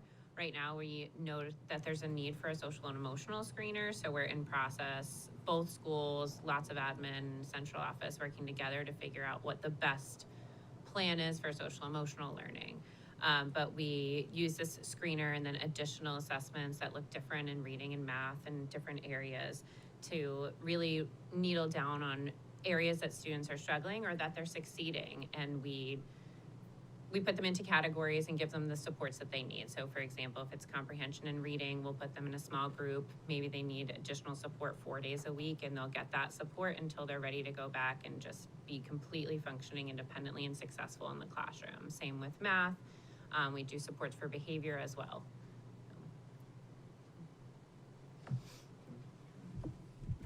Can I follow up your question? Maybe with just a little bit of a further question. So the data that's collected, is that housed in PowerSchool? Is that housed in Schoology? How do you progress monitor that data? So all of our data in Falls Church City is housed in PowerSchool, whether it goes directly in or we have it imported in so we can track that we keep everything in there in our special programs for kids who are receiving intervention. What was the second half of your? Well, who can see that, I guess? I'm sorry? Who can see that data in PowerSchool? The students in the MTSS program, or not program, the MTSS process, getting intervention, who can log into The people who have access to student data are the people who work directly with that student and MTSS team, because we work together to create a plan as far as like what we're going to do as a school or what we're going to do for just certain groups or trends of kids. And only the people who work directly with the students have access to that data, and they have the ability to use our programming through special programs in PowerSchool to put in progress monitoring data, so we can see that on the back end, if they're making progress, if they're meeting their goals. So it's all housed in our system, but different accesses for different people for different reasons. And we keep that for a year, 2 Mhm. years, Yes. 5 years, 10 years. Yes. So our plans, we started using the system pretty solidly a couple years ago. So we now have access to the kids coming through from Mount Daniel. We can see how they've been doing all the way through, and the same thing will continue on up and all the way through secondary. So we have a chance to longitudinally sort of observe there. Yes. Thank you, that was very helpful, good follow-up. Any other questions? Yes, Mr. Reininger. Thank you, Chair Downs. This may actually be more of a comment than a question, perhaps from Mr. Bates or others. I was struck by the fact that, obviously you're dealing with a smaller set of strategic goals for the whole school system, but 4 out of the 5 schools have investing in our people as one of the 3, which again strikes me as completely appropriate, especially in this new environment where, more and more duties are being placed on teachers, and, the more and more opportunities are available to people who would be teachers. And so it's going to be an increasingly challenging environment. One of the things I noticed is, most of those strategic initiatives were about professional development, almost completely, which again strikes me as completely appropriate. But I was struck by the fact that JTP included in its goal providing and informing staff about leadership opportunities. And that's something we touch on periodically, I think, in all sorts of other environments. But I don't want to get ahead of ourselves. I'm just sort of forecasting that one of the things that started me thinking about is, as we maybe get to future agenda items, whether the school board should hear more about, in sort of a cohesive sort of across the, what's in the iceberg beneath the water around leadership development and staff among Falls Church City teachers, because that does strike me as an area that we as a board would want to make sure we're devoting sufficient attention to, both to make sure we're bringing in the best people, we're growing them, and we can retain them. So, as I said, more just a comment, but I was struck by that one point. No, thank you for recognizing that. I think one of the opportunities that we had in the last budget cycle at JTP in particular was the addition of a couple of salary increments for some people to take on some other additional leadership challenges. And I think that sort of may be the driver of why it came out. But we have some of those opportunities in other places. But we continue to look for new and unique ways of developing people. So I think about Mary Ann, who's here. Mary Ann often, well, not often, but once so far, has been the administrator of the day when Ms. Davis has been out and did a really great job and is an aspiring leader in her own right. So trying to find those opportunities is really important to us. But thank you. Yes, Dr. Ortiz. Yeah, I have a question for Ms. Davis and the team over at GTP. And this goes to the first goal that you had, and regarding the direct engagement with parents and parent visits. And I think as a parent of older students, I was a little bit less engaged than I was before, but certainly, it was a significant part of my day when they were younger. So I think the question I have for you is, how did you see this as a gap that needed to be filled? And what are your hopes down the line as these parents are helping to guide their children through the system? So far as a gap is that our teachers noticed the difference from when we were closed during the pandemic and re-engaging parents back when we opened again. And then how do we engage parents who were understandably nervous about sending their child under the age of 5 back to school, but then if a parent had older siblings who were in school and how they re-engage back into school, how can we do that with our younger students as well. And then we have a population of students who, born between 2019 and 2020, they were born into a mask or not having that social engagement with typical peers. And so how are we able to help parents engage students again into play? Play is very important for our age, for our age students. So how can we help parents now navigate that in the future for their students re-engaging in peer play versus parallel play?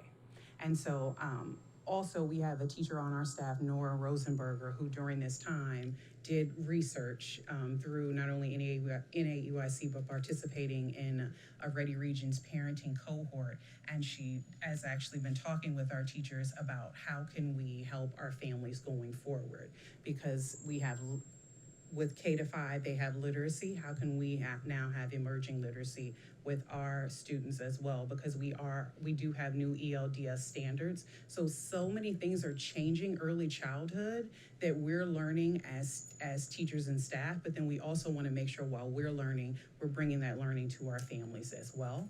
And then through one of the strategies through home visits is that we want to re-engage with the public again.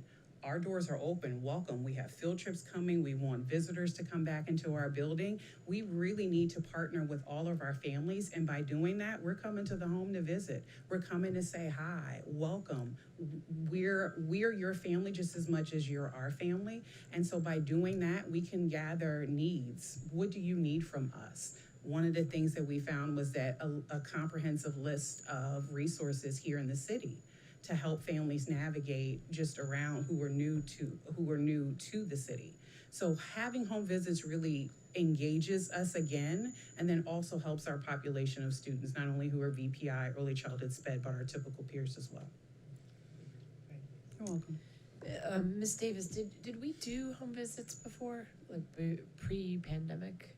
Yeah. So we had in parent engagement, but not necessarily home visits. Okay, I think that's fantastic. I know I have a close friend who's a special education teacher in Fairfax, and always said that the home visits were very helpful in telling, enabled them to really specialize the education plan for that student. So that's great. And with having home visits, we're also looking forward to having that additional planning time for our home visits, and then time to be able to do it in the critical time of the end of the school year and preparing for next school year, and during professional development and embedded throughout the school year as well. That's excellent. Thank you very much. Any other questions for our, excuse me, I would just, again, echo, I love with Oak Street and Mount Daniel seeing you all coordinated on the report cards and then also the schedules. I think that's terrific because, years ago, we would always talk about the schools being very siloed and doing their own things. So this is fantastic. So just kudos to you all for, and engaging the teachers and having them be part of that process. So thank you all. Any other questions from the board before we let the elementary folks go home? Sorry, secondary, you're not off the hook yet. They're used to staying up late. Yeah, that's right. Well, thank you all very much. This is very exciting, and we just really love seeing all this action plan. I just want to echo the chair's thanks, and also say good night, go home, and have a great day tomorrow.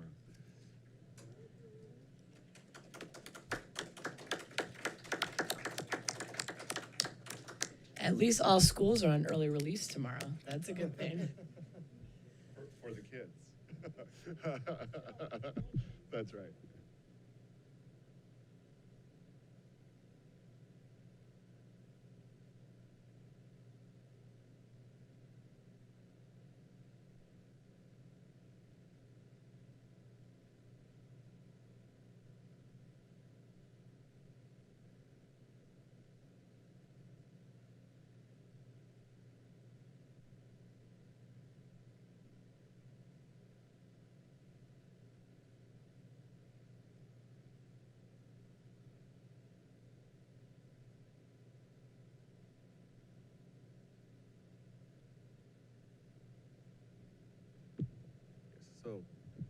So Chair Downs, Vice Chair Gould, and members of the board, as we're kind of finishing up the transition of the secondary team, this is really going to be a continuation of the presentations that you saw before, in so much that we just want to reinforce how just like our elementary teams or our lower level teams, our secondary team, they also came together to look at those 5 primary areas of the strategic plan to develop and identify the goals for the school action plans. And so you'll see that.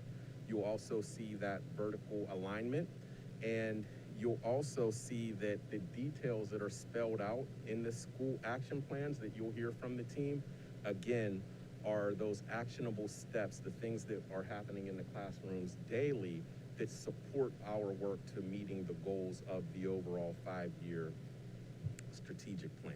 And so without further ado, we'll have Ms. Hardy kind of tee off the presentations and introduce team members and then dive into the presentation. Thank you, Mr. Bates. Hello, everybody. And it is exciting to be here tonight to kick this off as a secondary campus. You can kind of see on this initial slide and in the way that Mr. Bates and our elementary colleagues set this up, this really is going to be a campus approach with strategies that are specific to where each building is in terms of starting and continuing the work. But to be very, very clear, the strategic plan just gave us the meat to attach to, because this is work that we had been doing and it all aligns beautifully to the strategic plan focus areas. So as you hear us talk tonight, as we've been engaging with teachers, our instructional leadership team, and then the formal leaders that you will hear from tonight, there's a few things that I just want to highlight as you hear from the team. One, the work is not new. The work has been ongoing, and as you hear us speak about our goals, you'll hear how they've been refined to really align with the strategic plan. 2, it's inclusive of everybody. We are here as conduits speaking about these goals, but these goals have been developed by our curriculum teacher leaders. Our departments have pushed them out for our teachers to have input. They're inclusive of teacher voice, so much so that we have 2 of our teacher leaders here tonight who are leading our PAC and our advisory program, a stable group at the high school, to represent just how much we are offering those leadership opportunities to our teachers. Similarly, you'll see a team of leaders who have grown from the classroom sitting at the table here tonight too, because as we think about making sure these goals are representative of the data that we have and the needs of the teachers and students in our buildings, we wanted to make sure that as we're sharing with you tonight, we're giving you a cross-sectionality of our building and the needs. So the first goal that you're going to hear about tonight is going to be a shared campus goal. So you won't hear from the high school because it is literally the same goal. So to kick us off is Dr. Dippold, because he, like I, live in 2 buildings, and he's going to talk to you about our first goal, which is connected to IB-infused teaching and learning. So Dr. Dippold. Thank you, Mrs. Hardy. As Mrs. Hardy mentioned, the first goal is our shared goal between both schools, and it is connected to IB-infused teaching and learning around vertically aligning academic skills. So this goal was initially based on the IB evaluation and FCCPS strategic plan, findings which emphasize the importance of incorporating vertical alignment across the 2 schools. The IB evaluation said that schools would benefit from further development of structures and supports to facilitate vertical alignment across the 2 campuses and across the programs, NYP and DP. Similarly, the FCCPS strategic plan includes that a key action is to develop structures and processes that allow for innovation and deep reflection on the IB curriculum across grades. Through this, we've had conversations, again, for years around the importance of, now that we're a secondary campus, how do we kind of build together this articulation? So to corroborate these findings, we surveyed secondary CTLs, or collaborative teacher leaders, in June 2022. 77% of them agreed that vertical articulation occurs to some degree within their subject department, so Henderson Science, for example. However, less than 50% of the CTLs believe vertical articulation occurs across schools, so between Henderson Science and Meridian Science, for example. Yet, 90% believe that this was important work to collaborate to support student learning again, our students travel. I see it in my job, Mrs. Hardy sees it in her job, that we see the same students travel from 6th grade, 7th grade, 8th grade, and then on to Meridian. To support this vertical articulation of academic skills between the two schools and 3 programs now, MYP, DP, and now CP, or career-related programs, Lorna and Nicole, or Mrs. Carpel and Ms. Jones, will now share the objective and strategic actions. Good evening. My name is Lauren Carpel. I am an MYP specialist. I'm here to talk to you about some of the strategic actions we're going to take to meet goal number 1. 2 of our actions have already actually been underway this year, and it's been very exciting work to dig into. We have already used our short Wednesday time, which was generously granted to us by central office and protected to do this work, to start meeting as individual school-based teams and brainstorm and come to consensus on what content-specific skills we're already teaching our kids in our classrooms. So what academic skills they need to learn, and kind of already starting to share some strategies and brainstorm, find some evidence of what we need to keep working on. Then we came together also as a 6 through 12 staff, which was so fun. Just at the beginning of the year, already starting to dig into our goals to talk about student agency, which we defined as voice, choice, and ownership. And we started making those connections as to how agency relates to our students' skills and how we can grow those skills in the classroom. So Nicole Jones is going to speak to our next steps in the process, which will be carried out by our fabulous teacher leaders on the collaborative team. Hi, everyone. Again, Nicole Jones, Sustainability Coordinator. I think I've had the opportunity to meet most of you, and if not, hello.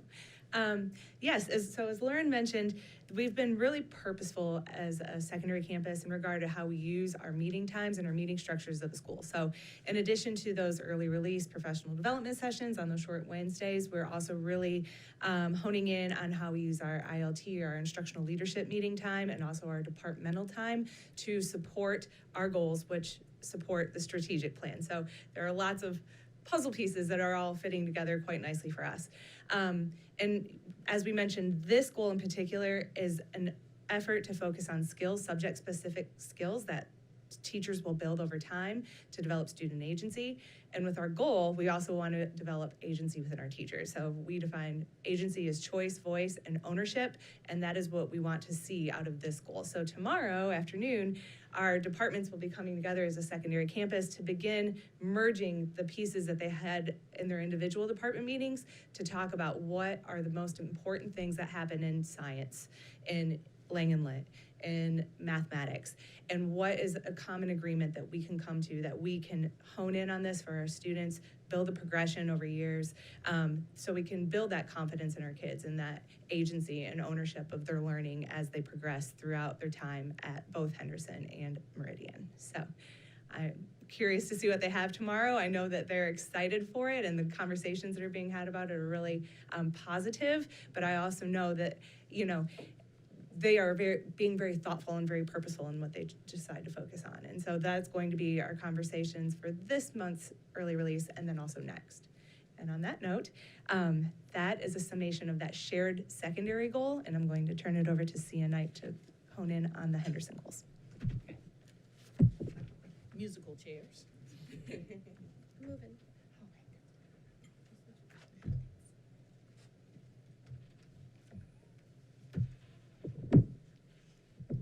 Good evening, board members. My name is Sia Knight, and I'm here to introduce the goal, which is goal number 2, wellness, equity, and belonging. So it's really the web that holds our students and supports our students here at the Henderson Middle School. What I want to talk about first is our PAC program. PAC is our social emotional learning delivery system. We have PAC classes in which we instruct students on different skills, different things in order to make sure that they are essentially okay. And Ms. Partridge is going to talk to us about some of the more details about PAC, but I want to say that we've had PAC before the pandemic. It's about our 3rd or 4th year in implementing PAC. And when we said, listen, we want to have a cohort of students stay together, be able to communicate with each other, be able to feel connected with each other, and we found that that has really, really worked well. And what's interesting when we talk about the data that we use in order to improve PAC as we go along, our students said, listen, we really want to stay together as a cohort, as a group.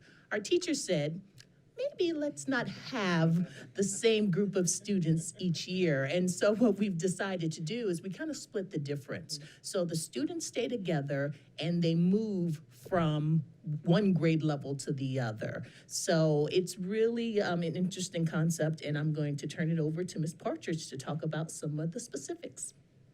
So my name is Leah.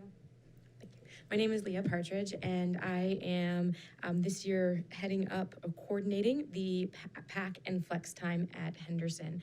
And so some of the strategic actions that we are taking as we're continuing to do the work that we've done for the last 2 years in building lessons to address our social emotional learning through cultural awareness.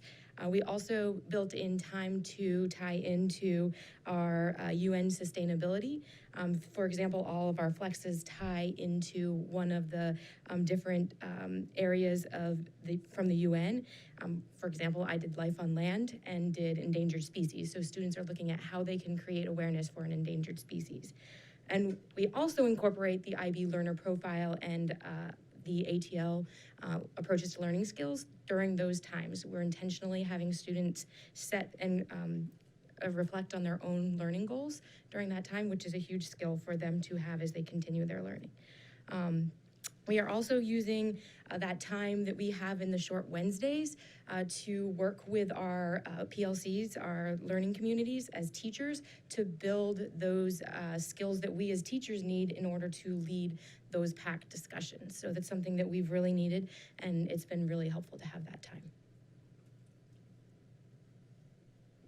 All right, thank you very much. Now we're going to move into goal number 3. Mr. White. All right, thank you all so much. I'm Adam White. I'm the assistant principal at the middle school, and I'm going to review a little bit of our goal 3 plan here. So goal 3 really ties into investing in our people, and it really looks at our practices around assessment, both formative and summative, and not only how we kind of differentiate those assessment practices, but then also timeliness in our feedback, and how we deliver that feedback to make those assessments as meaningful as possible for our students. So by May of 2023, all staff will improve teaching and student learning by refining at least 3 units with a focus on formative and summative assessments and feedback practices. So to drill down a little bit more into what that looks like and how that plays out within our building and within our professional learning, Ms. Carpel is going to dive into a little bit of our practices and action steps. Hello again. All right, so to dig into kind of our strategic actions, I want to reiterate again that this is not new work, and we're really in a great place, especially at Henderson Middle School, that we're in the refinement stage. Teachers are doing these things all day, every day, and we're really just honing in on our practices. So one of the strategic actions we've already done this year is actually survey staff just to see where they feel like they're at in their feedback practices, and we're using that data to drive some of this short Wednesday work that we've referred to multiple times this evening. In our departments, teachers are going to actually engage in the inquiry cycle. The inquiry cycle is a key component of IB learning for our students and our teachers. It has 3 parts. The first part is inquiry, which is examining our practice and asking questions about it. And the second part is action. So our teachers are going to actually go through and figure out what assessments they want to refine and how they want to refine them to be effective in their classroom. And then the final part of this will be the reflection component. That's the final piece of the inquiry cycle. And we're going to use our unit planner, which has a built-in reflection section, to talk about what went well and what we want to change going forward, because we are constantly looking at our own practice and refining our own practice. So, to Mr. Carey. I get to say thank you. On behalf of the team, thanks for having us. We will kick it to the high school team, and then we look forward to your questions. Thanks. So as the high school team is coming up, it is sitting here and listening to Ms. Carpel, who some of you probably knew as the choir teacher. She is still teaching 2 sections of choir, and then is supporting the middle school this year as the MYP specialist in support, as Dr. Dippold really is spending a good majority of his time supporting the high school with some of our standards-based grading work. And then similarly, being able to have Miss Partridge, who has been a sixth grade curriculum teacher, leader, soccer coach, basketball coach, all the other coaches, ticket taker, everything, it feels like in the division. Also be able to step into really a leadership role with other teacher leaders to formalize this, I think makes a significant difference even as we're presenting to you tonight, that you can hear that really focus on what teachers need and are doing. So with that being said, goal 1 is the same, so we're not gonna do goal 1, and we're gonna start directly again with another teacher leader who is supporting our goal 2 at the high school with Mr. Sowers. Well, I'll go ahead and start for Mr. Jared Pete. Thank you for letting us be here and present tonight as the evening wanes on. And as I sat here earlier tonight, this is a room that's growing less and less staff members as I look around. But I do want to kind of highlight goal number 2 with wellness, equity, and belonging. And I'll read that. All students will experience a vertically aligned 612 social emotional learning program focusing on building relationships through cultural awareness, service and sustainability, and post-secondary exploration and an inclusive advisory where all students feel welcomed and that they belong and that they're supported. Again, my name is Matt Sowers. I'm the Director of Secondary School Counseling on the 612 campus. I want to highlight some similarities and some differences between the 2 programs that make up our advisory with PAC and with our stable group. As the secondary campus, we reimagined over this last school year, and this seems to be a common theme, master schedules. And that is one role that is all-encompassing and takes my summers and really from December all the way through August. When this school year, very specifically, on the 612 campus, we work to align bell schedules, common planning, giving students access to cross-campus coursework, whether it's some students in the high school traveling to the middle to the high. It is a highway of students just moving all throughout. But we've also been very, very strategic, and another common theme tonight is the vertical alignment in terms of our programming. One thing I would say, just to kind of point out, the systems that we used to operate when we were a 6-8 building and a 9-12 exclusively, we worked very much in silos. And although we were functional, we met our goals. Now looking through that lens of a continuum, it's been extremely a wild ride for me, having worked multiple years in the middle school and seeing that work continue into the high school as like a bridge. And you really are hearing these themes carry out from our early elementary schools all throughout. I heard portfolios mentioned earlier, and on the campus where we're talking about planning for post-secondary schools, we're very fortunate to have Naviance that is carried over, that students will be using in middle school, building academic career plans. Some of that will be through the advisory programs and then continue all the way through. I'm going to have Mr. Jared Pete here in a moment talk specifically about what happens in those stable groups.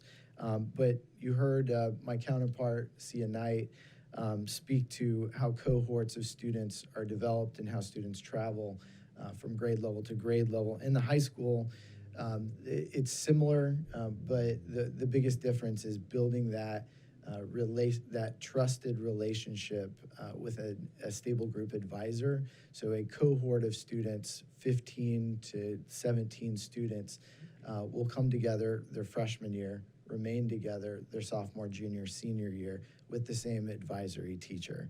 So by the time that they are a senior, they really know these students incredibly well. In the past, our advisory program on the secondary campus had been more of a monthly. We've been very strategic in making sure that as we're building these trusted relationships with students and building the rapport, it's went from a monthly program to now a weekly program where lessons are delivered on Mondays, and then students on Tuesday through Friday in the high school have additional contact time with their advisories, an additional 15 minutes each and every day. So that is something that we're very prideful of this year. But I'm going to kick it to Mr. Pete to talk specifically about the stable groups and the work that's happening. Thank you, Mr. Sowers. Good evening, everyone. My name is Jared Pete. I'm an Individuals and Societies teacher at Meridian High School, and this year stepped into the role of stable group coordinator. So part of our work this year is to develop a curriculum framework and lesson plan series for our advisory programming. So over the summer, Peter Laub convened a working group of teachers and staff members tasked with developing a curriculum framework for our advisory program 9 through 12, but also in alignment with our middle school program. So what we did is we looked at data from teachers, from students, from our K through 12 insight data, trying to capitalize on our new schedule. So while stable group isn't new for the high school, the weekly programming is new, and the everyday connection between stable group leaders and students is new. We especially wanted to capitalize on the work with community building that started in the middle school, and we wanted to build off of that. So as a result of our summer work, we identified 4 curricular goals that we are working to build lessons on across high school programming with age-appropriate grade level variations for these curricular goals. So the first is community building. It's about developing relationships between students so we can build greater understanding between our student community. And it's also about establishing relationships between students and teachers. We know that that's an opportunity for us to continue to grow, and we want every student to feel like they have a trusted adult in the building that they can go to direct them to the support that they need. Our second goal is around cultural awareness. We want all students to see themselves in the curriculum of our stable group work so that they feel seen and valued. So for example, our first cultural awareness lesson focused on Hispanic Heritage Month. We tried to highlight the theme of resilience, celebrating Hispanic Americans' strength and perseverance in overcoming challenges in America. Our third goal is around service and sustainability. Again, this is going to look different depending on the different grade levels. Dr. Dipple has been working with our 9th graders on service activities. Our 10th graders focus on their MYP personal project. And embedded through all of this, Nicole Jones, Carrie Pollock, and their team are working on sustainability lessons and educating students about the curricular offerings related to sustainability in the high school. And the last curricular goal is transitions, which obviously is going to be different for different students. So for our 9th graders, we're really focused on helping them transition to high school. Rich Spardos and the Mustang Ambassadors, student leaders, have been pushing into our stable groups to help transition our freshmen to the high school experience using the insights and experience of our upperclassmen.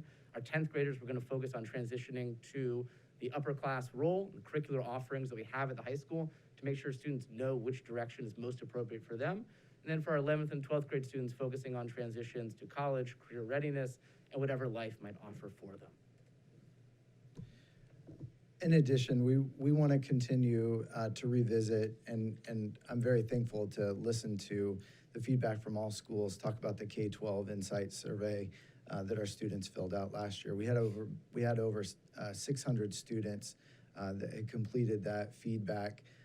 Counselors through a 612 retreat over the summer reviewed the very, very specific details on students' relationship building, how they reported their empathetic skills, and sharing that the other day with the staff. Our students at Meridian reported that they were highly effective, empathetic individuals at 94%. I won't go into the details about their how they rated themselves in terms of planning, but those will be some additional things that we'll plug in through our advisory programs, and then survey students in the spring and have very comparable data. Additional things that we want to do is continue to pool all of our resources together across the 612 campus. As Leah had pointed out with SIA earlier, we're in year 3 of building an advisory program. We are the beneficiaries at Meridian right now, given that the current freshman class and sophomore class has went through that comprehensive program, and we're continuing to build on that foundation with our upperclassmen. Just recently today, I met with our Mustang ambassadors, and they are going to be leading some stable groups next week on Unity Day and Bully Prevention Month. Thank you. So one of the things we're also working to do is capacity build with our staff to better support them in supporting our students. And Mr. Reininger, I heard you speak to the professional development that was a theme throughout a lot of these goals, and we're certainly no different in that regard. One of my core beliefs just as a teacher is that I never ask students to do things I haven't taught them to do in my classroom. And I carry that value through to how I think about the work that we do with our staff. Don't ask staff to do things that we haven't supported and trained them in doing. So we've met with grade level advisory teams, with all stable group advisors, to begin to support them, train them in different techniques that will be rolled out and used in our advisory programming. So already this year, Rachel Enos and Valerie Chesley from our counseling department have trained advisors in our Check and Connect method. So Check and Connect is a research-based method that teachers can use to connect individually with students, to provide socio-emotional support, but also academic support. We're checking in with students Tuesday through Friday for 15 minutes before our Mustang block, our unstructured 30-minute time period, and we're using that to connect and help guide students to make good choices about how they use that time to support their academic achievement. We've also worked with Sarah Tennyson, who you heard from this morning, to train all of, or this morning, sorry. Felt like this morning. It just felt like this morning. Man, whew, the day starts early. My alarm goes off at 4:45. What can I say? Community circles. So we've trained all of our stable group leaders in community circles, working with a team of high school teachers, Tia Moore, Clara Aguilar, and myself.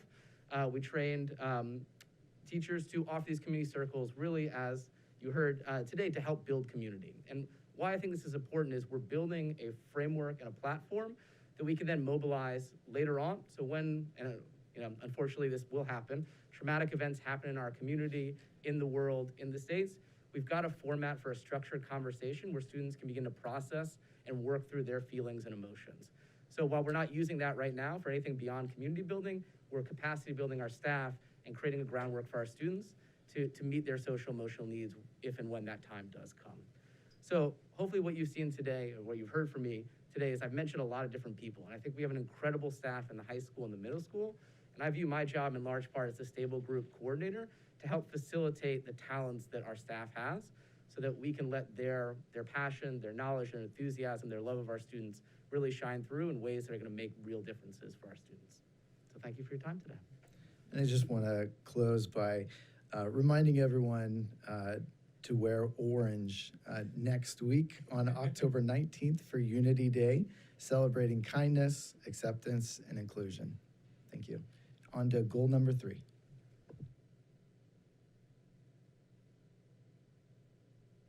Maybe that's strategic to not give me a microphone here late at night. The final goal. Hi, everyone. My name is Peter Laub. I'm an assistant principal at the high school. It's nice to be here this evening. Our third goal, as you see here, is a goal centered on investing in our people. I want to emphasize 2 things about this goal. One, as you heard Ms. Hardy say, the work of this goal and all of our goals is not necessarily new.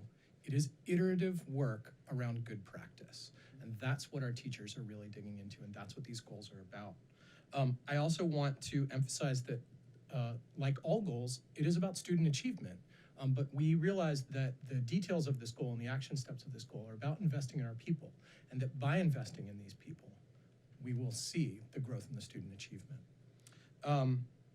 How we got to this goal, as you've heard from a lot of our presenters tonight at the secondary and the elementary campus, is by looking at the data. We looked at data from our student survey, K-12 Insights, that came back last year, our about IB evaluation data, and through the strategic planning process at the district, the things that came out.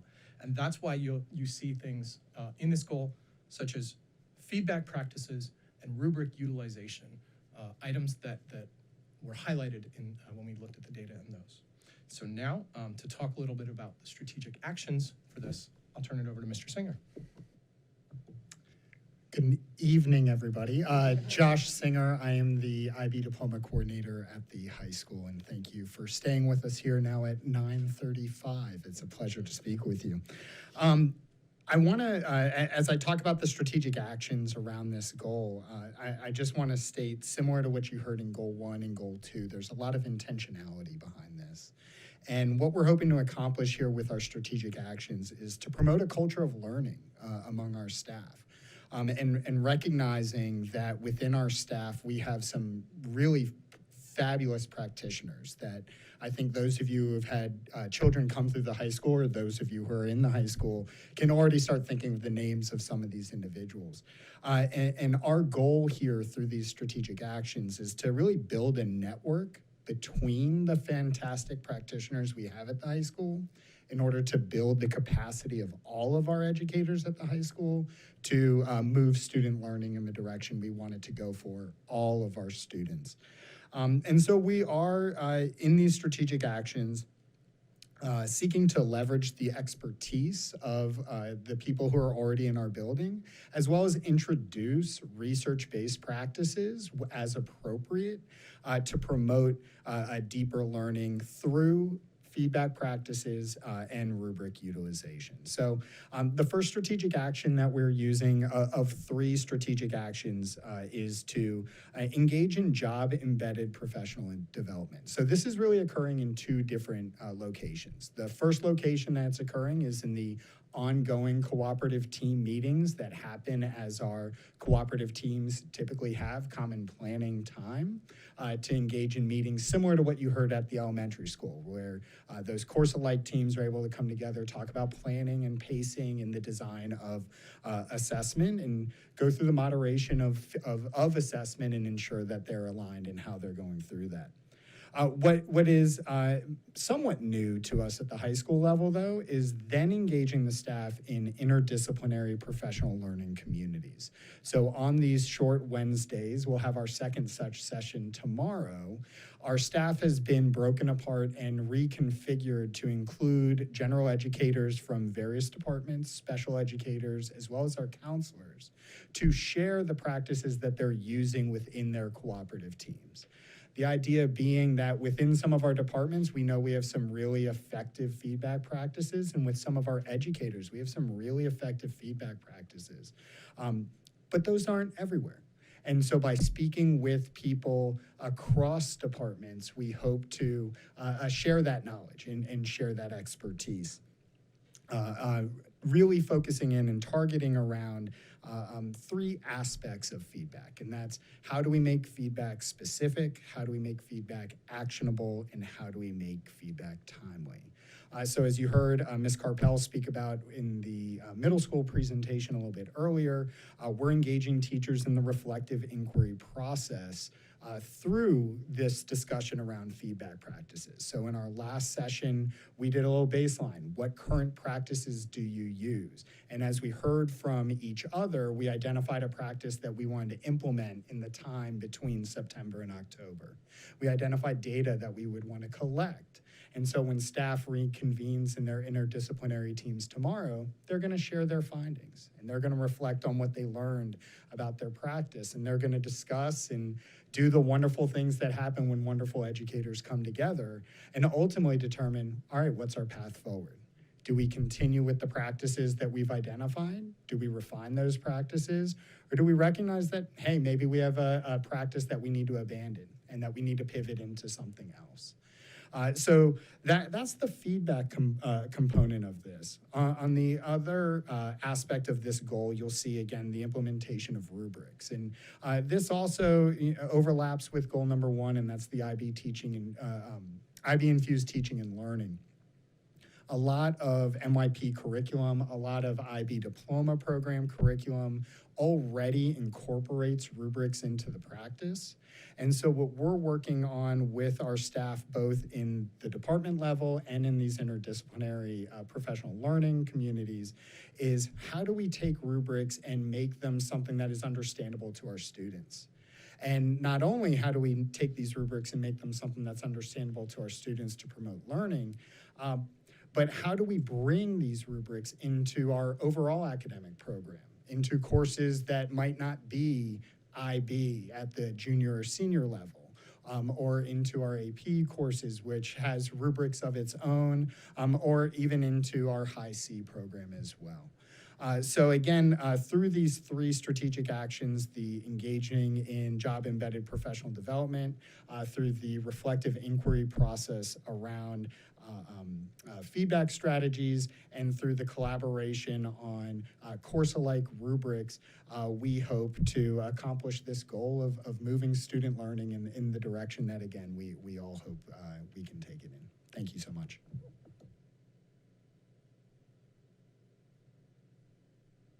I almost got too excited. I get to wrap this up. So I'm glad I'm not taking the PSAT tomorrow.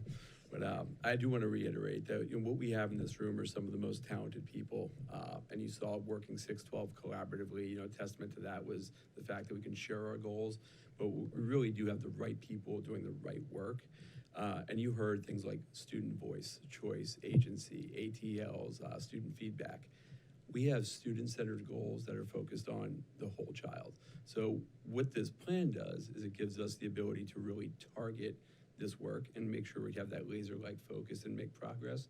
But it's really just about the people and the fact that we focused on the right things. So I appreciate the opportunity to share this tonight. I think this gives us a chance to highlight some of the amazing work that everybody here is doing. Thank you. Thank you so much, Mr. Sorrensis. And anyone want to jump us off here with a question? Vice Chair Gould. Yeah, I appreciate everybody staying up late and also and rolling deep in terms of presenting this. I think kind of echoing the observation from the first presentation, it's almost difficult to figure out who is part of the middle school and who is part of the high school, and I think that's obviously by design. And that's impressive in terms of the personalities and how you all work together, but from a parental perspective, we don't see that shift either. We kind of see that flow through the counseling, whether it's messaging, and why that's important is not just from our own experience and just kind of the nicety of having some transition, but many longitudinal surveys that are being done and statistics that are being done are the handoff of a child from one school to another is a significant stressful event, and that's where actually a lot of the drop can occur. And so the fact that you all have worked so well together to keep that transition healthy for the students is really admirable. And again, hats off to all of you on that. And I know, Ms. Hardy, you're very good at deflecting compliments, but we are continually impressed with how you are able to lead this at your position and pull everybody together. And we really are highly appreciative of what you're able to do. With that said, the stress that you all have mentioned, especially in Goal 2, the social and emotional learning, curious, the presentation we had about the data around how we're doing around the holistic child, most of the data focused on participation of the secondary and middle school students in different activities. And there was an assumption that if there's a high participation, then the child is healthy or there's healthy social and emotional learning. And as we talked about, that's a big jump. I'm curious about what you all would recommend for the data that should be collected to accurately understand the social and emotional well-being of the child through the middle and the high school experience. Looking behind me here, everyone else is looking the other way. No, I would say there's one singular data point that I've learned over the last several years. It's peer relationships. I mean, this targeted age, I call it currency. It's their peer connections. I would ask in middle school for years, it was a simple question. Can you describe how many strong peer connections that you have? And I would label it as 0 to 1, 1 to 2, 2 to 3, 4 to 5, and more than 5. And what that would do, because they're not doing it anonymous either, that data would come back specifically, and we would tell students, we're looking for authentic information here to be able to support you. We would look at that, and we would comb through, and we would see The students that were reporting 0 to 1 or even 1 to 2. 1 to 2 is something that I wouldn't even consider a flag. There's many students that have that one go-to best friend forever and ever as they continue going throughout the grades. When you're highlighting the events of VPA, sports, clubs, activities, all of those personal interests that are unique to the individual, that's where you start seeing those really strong connections at the early elementary school. I won't say fracture, but it adjusts, it evolves. And those really strong peer connections is what we're trying to continue to focus on. Hopefully with the advisory program, what we did last year and previous years in the middle school, we asked, are you making a connection with your advisory or your PAC teacher? And are you making connections within that cohort of your PAC? Because they're going to be remaining together for several years. And the goal for us always in middle school is to increase your network of friendships. We don't want our students, which sometimes happens, that their friendships will ultimately drive some of their academic decisions for some of our electives, and we try to stay away from that. But knowing those students that select 0 to 1, those are the students, when you hear MTSS, those are the ones where we form counseling, supportive, relationship, skill building groups within our counseling team, 612.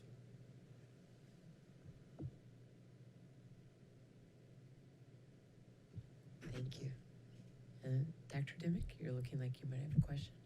Okay, sorry to do this. Please sell me on rubrics. Having looked at, my school would love me to make more rubrics, and having looked at rubrics since my kid was in 6th grade, convince me that they're wonderful.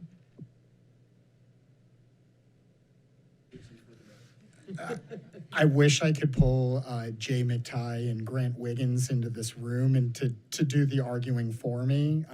But based off of the research that they've put out together, there are multiple factors that go into effective feedback practices, and we're honing in on 3 of them, specific, actionable, and timely.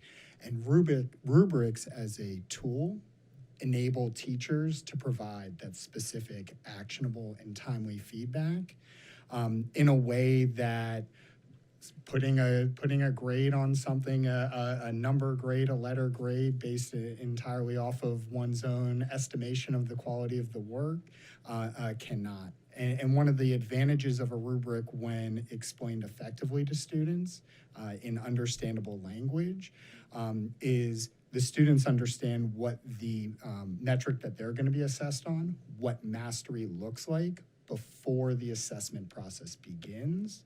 So they engage in the learning process and then the demonstration of their mastery with the end already in sight. And so part of the learning that we're going to be doing over the course of this year is relying on our teachers who have great practices around their rubrics and how they make them understandable and meaningful for their students, and build the capacity of teachers who may need a little bit more support in that regard. Okay, I get that. I get that piece, but I guess as someone who teaches writing, or has studied history and more writing, you can make a rubric, but then when you're reading the students' writing, so they fit box 4 mostly, but not entirely, because they've got some things from box 5 and some things from box 3.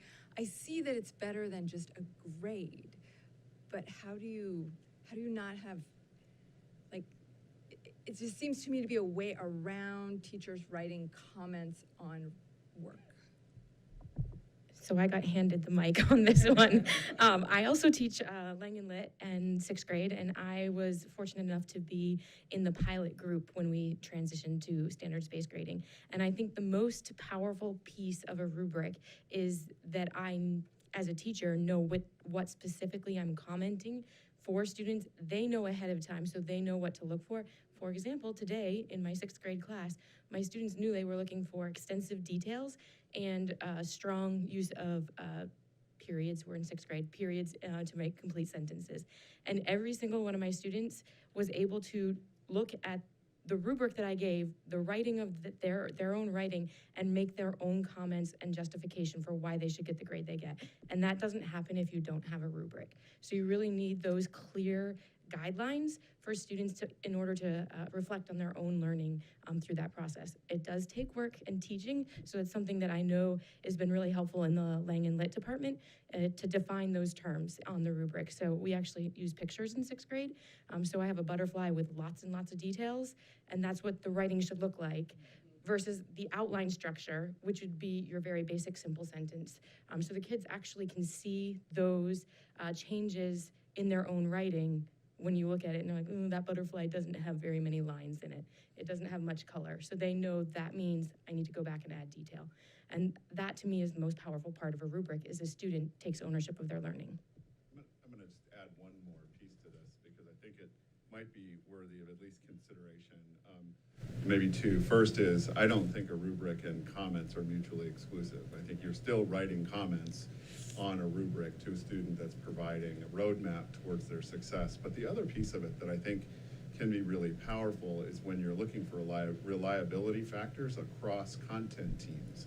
So for example, Ms. Partridge isn't the only writing teacher at her grade level, but if she and the other writing teacher come together and collectively trade a few papers and build some reliability factors based on that rubric, then suddenly you have a consistent practice across the grade level, as opposed to Ms. Partridge is grading this way and the other teacher is grading this way. So you kind of get away from what we might call the teacher lottery, where depending on who you get is the grade you're going to get, because one teacher might grade one way and another teacher might grade the other way, but we've learned the same thing, but I got a C and she got an A or he got an A. So it does allow for really good collaborative practices to build reliability factors in around grading and reporting. Thank you. That's very impressive at 10 o'clock at night, all of you. And thank you, Dr. Dimick, for that very big question at 10 o'clock at night. No, that was great. Any other, and I will just say, I'll throw this out there, that I'm just so incredibly impressed by the social and emotional learning pieces. It's just, we've seen it through, as a result of COVID and even before that, just students struggling. And so I think, and I love the peer connections, how that makes such complete sense to me. And that there's someone following up, the student only has 0 to 1 peers, let's follow up with that. And I don't know, I just, as I think, and I was just jotting down, Mr. Pete, you talked about transitions, you talked about check and connect. Ms. Knight talked about just using PAC for all that SEL. I don't know what would be the best method to get this out to parents, like what this amazing work that they're doing to protect the social and emotional well-being of our students. I don't know, because it's just, I just wish that the parents, I hate to tell you, not a lot of parents watch the school board meetings, but I know that's shocking. But I don't know if it's in superintendent's corner or something, but a way to really sort of like summarize that, to me, that piece. I know Dr. Dimick made a great point of the grading. For me, the SEL stuff really hits home. And I think, especially after COVID, I know parents are worried about their kids still recovering from that. So I don't know. It's a great question, and I know that all of our leaders in the room have included information in there, newsletters that go home and things like that. But there may be some other ways that we can highlight it, even maybe through a spotlight on learning at some point, or some other methods. So we can certainly look at that. That'd be great. Thank you. Any other questions from the board or comments? Yes, Ms. Tice. Sorry, I'll be very brief because I know it's very late, but I can't not say thank you also, and just how impressive the transition is. And moving to the secondary model has, from somebody who wasn't super in the know, at the time, it seemed like it came out of nowhere, and I was like, well, maybe that'll work, I don't know where that came from. I trusted the power, the decision makers, but it wasn't, it was a surprise to us outsiders, and it's just been so beautiful to witness. I can see how intentional and hard working everybody is in making sure that seamless transition has happened, and now having kids ready to enter high school from a parent's perspective, and then you see how beautifully the students are shepherded through the experience, and I just want to say thank you. I know how hard working you all are. It did not just happen overnight with a magic wand, so I just wanted to say thank you. We jokingly say Mr. Carey's still everywhere and knows every kid by name. So even though he left Oak Street and has moved to Henderson, he's sort of at Meridian too. So the kids are like, he's everywhere. They definitely thought he was officially moving with them last year. I heard it all over the place. I was giving a tour of the high school yesterday, and literally a sixth grader that was probably 3.5 feet tall walked through the cafeteria at the high school and down the stairs on his way to the patio in the back. And the person that I was touring says, "Why is this young person here? It looks like an elementary kid." And I said, "Oh, middle school kids and high school kids are all over the place in here. We're just kind of come and go." And there is a fluidity to the building that I think is really special.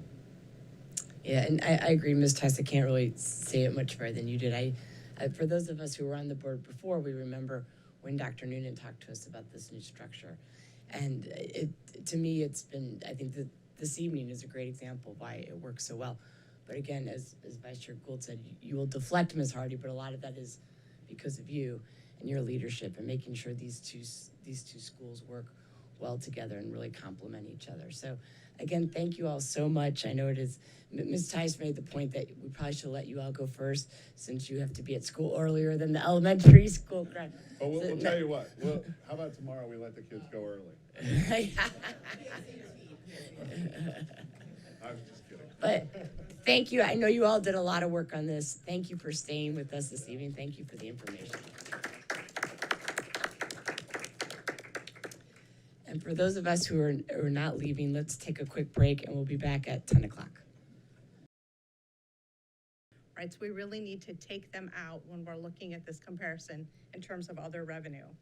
So if we look at where is the variance in other revenue, it's really coming from two categories. It's tuition. We budgeted tuition received from students attending JTP and also from students attending our other schools who reside outside of Falls Church City. And tuition was budgeted for $350,000, but we received $442,640, so over that budget. Then also, regretfully, we had budgeted revenue for stop arm cameras at $55,000, but we received a total of $217,950 from stop arm violations. So while that is truly sad, it did contribute to our revenue being higher than budgeted. The second revenue category on this chart is use of fund balance, and you'll see that fund balance that we used is not shown on this chart, which is the typical procedure in terms of reporting our year-end balance. But when you look at for fund balance, we will have expended $2.9 million, which is $479,946 less than budgeted. And again, that variance was due to the $500,000 transfer to food services that was not needed. So we moved to the state revenue category. State has been a bright spot in our budget all year long. State revenue exceeded the budget by $770,870. And state revenue is broken into two categories. The first is state aid. Our state aid is based on our actual average daily membership as of March 31st. And that came in $34,402 lower than budgeted. But our sales tax came in at $805,272 higher than budgeted. That was 26.4% higher than was budgeted and 15.4% higher than the previous year. So if you remember the budget we adopted for this current year, the state had greatly increased our projections for sales tax. You'll see those variances in sales tax when you look at the multi-year comparison as well. The next category, federal revenue, it totaled $771,337. And that was $843,286 lower than was projected. And that was due to the electric school bus grant and our HVAC grant that have not yet fully been completed. So both of those are reimbursable grants. So we'll get our funding for our electric bus when they're received, and we're super excited because they should be here later this month. And then we'll receive the funding for our HVAC at Mary Ellen Henderson when that project is complete. And because we couldn't get that completed over the summer, we have scheduled it for spring break. So we're sure we're not impacting instruction or not having any impact in terms of the operations of the school. So we will receive both of those revenues next year. The next category is general government and interfund transfers. The budgeted transfer from the general government was $43.8 million. And then this year, in addition to that, we received $833,500. And that's one-time funding due to our revenue sharing agreement that came from revenue that exceeded budget at the end of FY21. The federal general government also provided us with just about $500,000 in ARPA funding to support the Mary Ellen Henderson HVAC replacement. They gave us funding of $255,000 towards premium pay this last year, or a bonus that we provided to employees. And then they also provided us with $250,000 to cover 2 years of an additional counselor who's on the secondary campus. And the reason the budget for the general government transfer was lower than, the actual is lower than the budget is because for that counselor position, they only transferred us the funding for our first year of expenditures. So we'll also receive that in the second year. So moving on to the expenditure category, salaries for FY22 totaled $35.1 million, and that was $384,610,000 under budget, or 1.1% less than budgeted. So in terms of salary spending, under budgeting for salaries was lower in FY22 than both FY21 and FY20. So we've been trying to decrease the variance between our actual and our budgeted spending for salaries. So in FY21, we expended 97.4% of salaries compared to this year in FY22, we expended 98.9% of salaries. So much better in terms of our accuracy in terms of our budget. The next category is benefits, and benefits this year were slightly overspent at $12.3 million, or 102%. When we look at benefits, our benefit expenditures were also trending in the right direction. We were at 97.7% in FY20. We got to 100.1% in FY21, and then we slightly overspent in FY22 at 102%. So we'll continue to monitor that as we move into the FY23 budget as well. When we look at all of our other expenditures, all of our logistics expenditures just slightly exceeded our budget in FY22, with that one exception of capital and capital replacements. And you'll see that that budget on this chart shows that we exceeded it by more than $2 million. And again, that is because of that accounting method that recognizes the full impact of a capital lease in the first year of a lease. So you'll see that we had that $2.3 million in lease proceeds and revenue, and that corresponding $2.3 million is shown here in capital and capital replacements. So that is why that expenditure category is overspent. When we look at transfers and reserves, they were underspent by $1.1 million, which is exactly what we would have expected because we didn't use our reserve for contingencies, for salary adjustments, or additional revenue. And then the last thing in there that's underspent is that $500,000 transfer to food service that was not made. And I'll talk more about that when we get to food service. In terms of the outstanding encumbrances that we have right now, they total $2.8 million, which is significantly higher than we typically have at year end. Last year, for example, we had $0.5 million. So when we look at what are those 2022 year-end encumbrances that are still outstanding, the first is $711,000 for electric buses. And we have $187,000 for flooring at Mary Ellen Henderson. All of that flooring was completed over the summer, but it wasn't all completed by June 30th. So that is that remaining portion of that flooring that was paid after June 30th. We have $1.6 million in the HVAC replacement for Mary Ellen Henderson. We had $51,000 remaining outstanding on the smartboard installation, and then we still had an outstanding encumbrance of $49,170 in tuition to private schools where we have some students placed. So that's an understanding of what all of those expenditures are. So after we've looked at all the revenue and expenditures, I'm going to go to the fund balance chart that's included in this document on page 6. So we've included a fund balance chart that goes all the way back to 2015, and I'll walk us through FY22. So we started fiscal year 22, which is on the far right of the chart, with $4.8 million in fund balance, and we had budgeted to use $3.4 million. So prior to encumbrances, we used $175,233. Then we subtract our encumbrances, which total $2.8 million. We have to subtract the $450,000 we have budgeted to use fund balance in FY23. And then we're also recommending that the school board fund a placeholder for employee compensation that totals $285,531. So when all of those items were taken into consideration, our fund balance would be 1.1 million, which is 1.8%, which is below our target of 2% in our fund balance policy. So moving on to the next fund, which is our food service fund. In our food service fund, our revenue totaled 1.5 million and our expenditures totaled 1.1 million. So as a result of that combined impact, the food service fund actually increased their fund balance without the transfer from the school operating fund by $401,078, right? And that was primarily due to federal revenue that we received that provided free breakfast and lunch for students for the entire school year. So if we look at revenue, when we approved the FY22 budget for food services, we did not know at that time that the USDA was going to approve free meals, breakfast and lunch for all students for last school year. So when we look at our revenue and expenditures, revenue that we budgeted for lunch sales ended up being $514,850 less than budgeted. So even with free meals, we did generate $230,650 in food sales, right? And that was from students who were purchasing a la carte items or purchasing components of a meal that weren't a whole meal. So USDA only provided if they took the full meal, was it free? So in addition to that funding that we received from lunch sales, our federal revenue totaled 1.2 million. So that was $1 million more than we had budgeted, right? So clearly offset our decrease in our lunch sales by double. So as a result of that revenue and our expenditures, we added $401,165 to fund balance. So we did not process that transfer from the school operating fund. Looking at expenditures in the food service fund, they totaled 1.1 million, and that was $59,981 more than we had budgeted.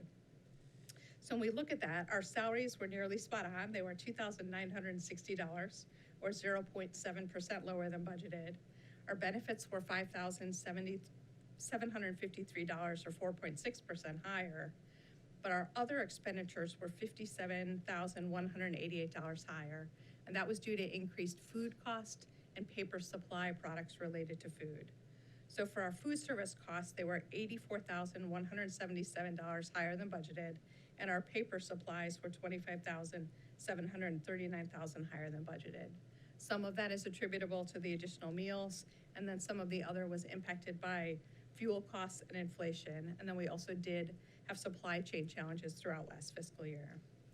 So when we look at the balance for the food service fund,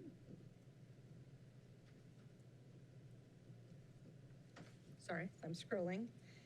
The fund balance for the food service fund started FY22 at $268,852.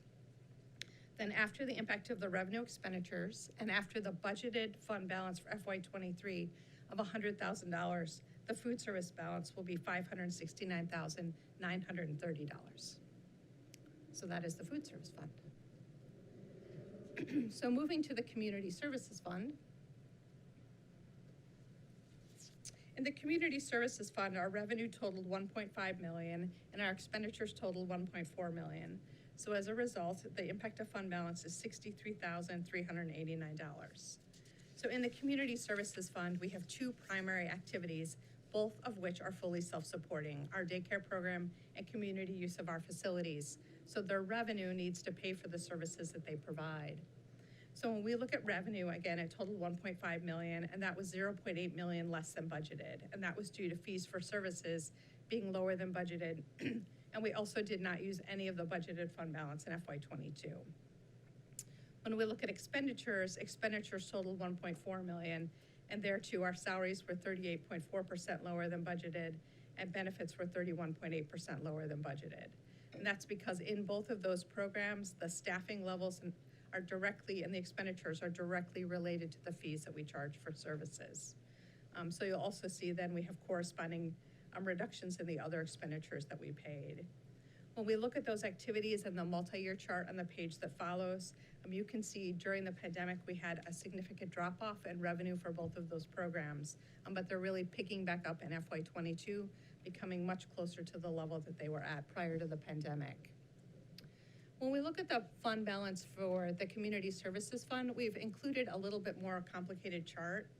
When we look at the fund balance for the Community Services Fund, both daycare and community use track their fund balance separately because it's important that they're maintaining their programs as self-supporting. So in this chart, we have the standard fund balance at the top, and then at the bottom, we've broken it up by those two programs. So when we look at that, the fund balance for daycare increased by $1,940. So their fund balance is $356,642. And then our fund balance for community use increased by $61,449 for a total of $765,194. So those are the fund balances for those funds. And then following this presentation, we've included detailed charts that include the budget and actual revenue and expenditures for each fund shown by object. So thank you for the opportunity to present this information to you this evening.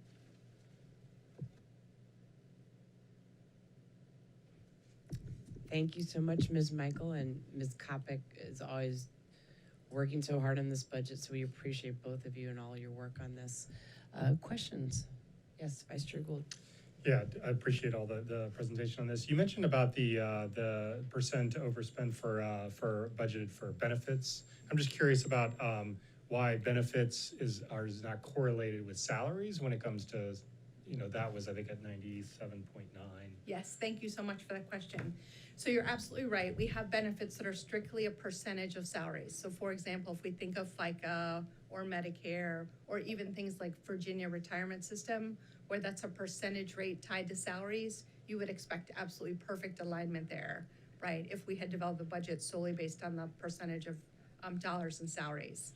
But when we look at the budget for things like healthcare, we're making a projection when we develop the budget in terms of what health plans people are taking for the following year and what level of coverage. And people have the ability to come in and out of healthcare, to change the plan of healthcare that they're in. We have multiple plans that we offer employees, and to change the level of coverage between individual plus one, and family, right? So those are attributing to some of those variances in terms of our benefits expenditure. That makes sense.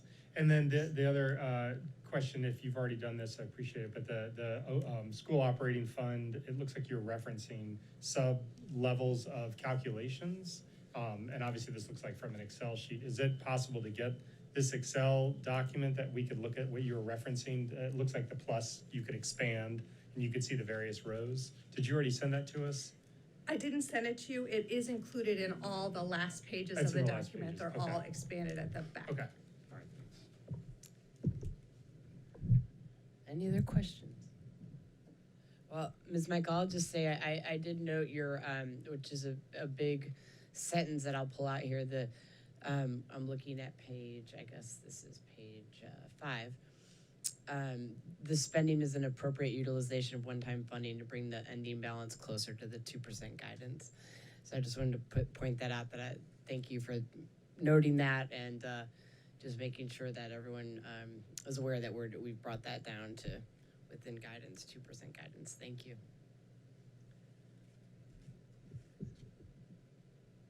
Anyone else? Okay, well, thank you very much, Ms. Michael, and again, please extend our thanks to Ms. Kopic for all of her work on this. Okay, moving on to 8.03, second reading and adoption of policies. And Ms. Minson, is it okay to give it straight to Ms. Minson? Okay, thank you. Good evening. We have 3 policies for second reading this evening.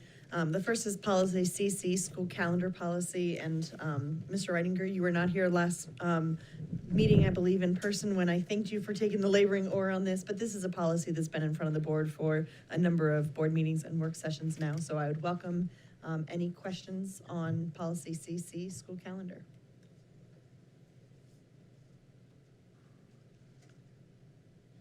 Does anyone have any comments? Yes, Dr. Ortiz. So, both for Ms. Minson or Chair Downs, this policy that's been noticed for second reading is slightly different than the one that was noticed back a month ago. Could you describe what those changes were? So the main change is if you look under 2E,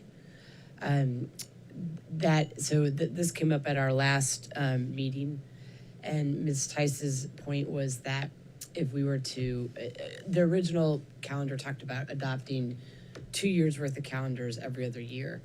And Ms. Tice's point was that meant that there would always be 1 year where we were not giving much notice because it was the upcoming year. Her thought was, this December, if we adopted 2 years, and then every year we adopted 1 year, and knowing it would be pretty easy because we have this policy in place, that we would always be 1 year ahead. I don't know, Ms. Tice, is that accurate? Okay. So that's the major change from first reading to second reading. The other thing that we changed was more grammatical. It was Ms. Silverman talked about somewhere in here. I'm sorry, can't find it offhand, but we talked about 3F. Thank you. Talked about the proposed calendars must meet all other legal requirements, including for number of school days or hours. So that gives Dr. Noonan and staff some flexibility there. We did, based on feedback from the board, if you look up to,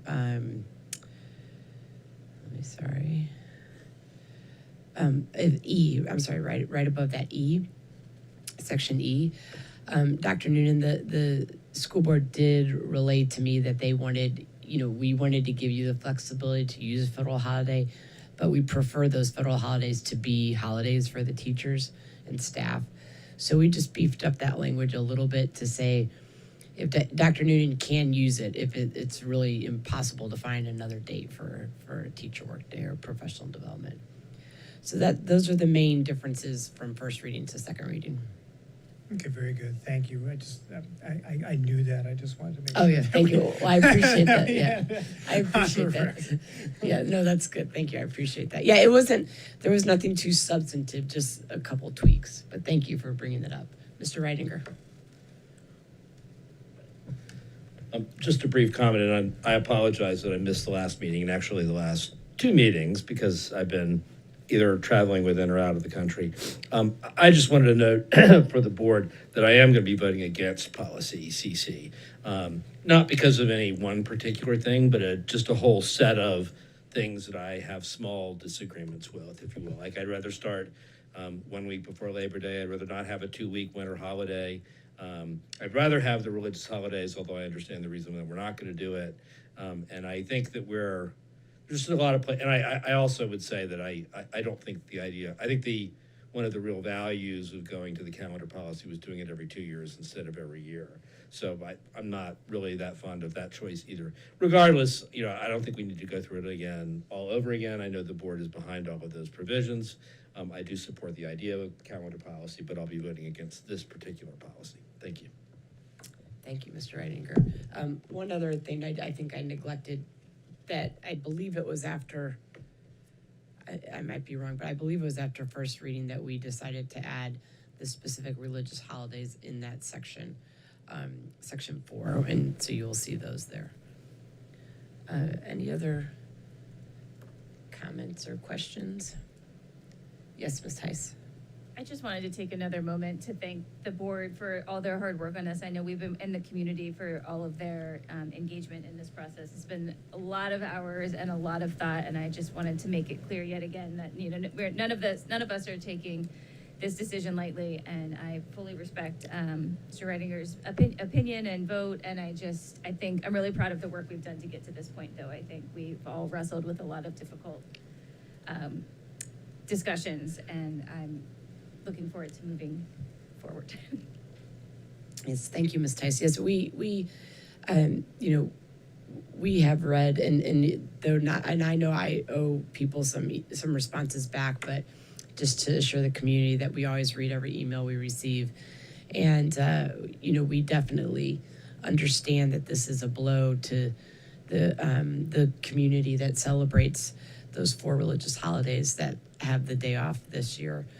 And we definitely understand that. And it is just, it's very hard to find a calendar that can meet everyone's needs and have a calendar that one group doesn't feel marginalized. And so it's very difficult.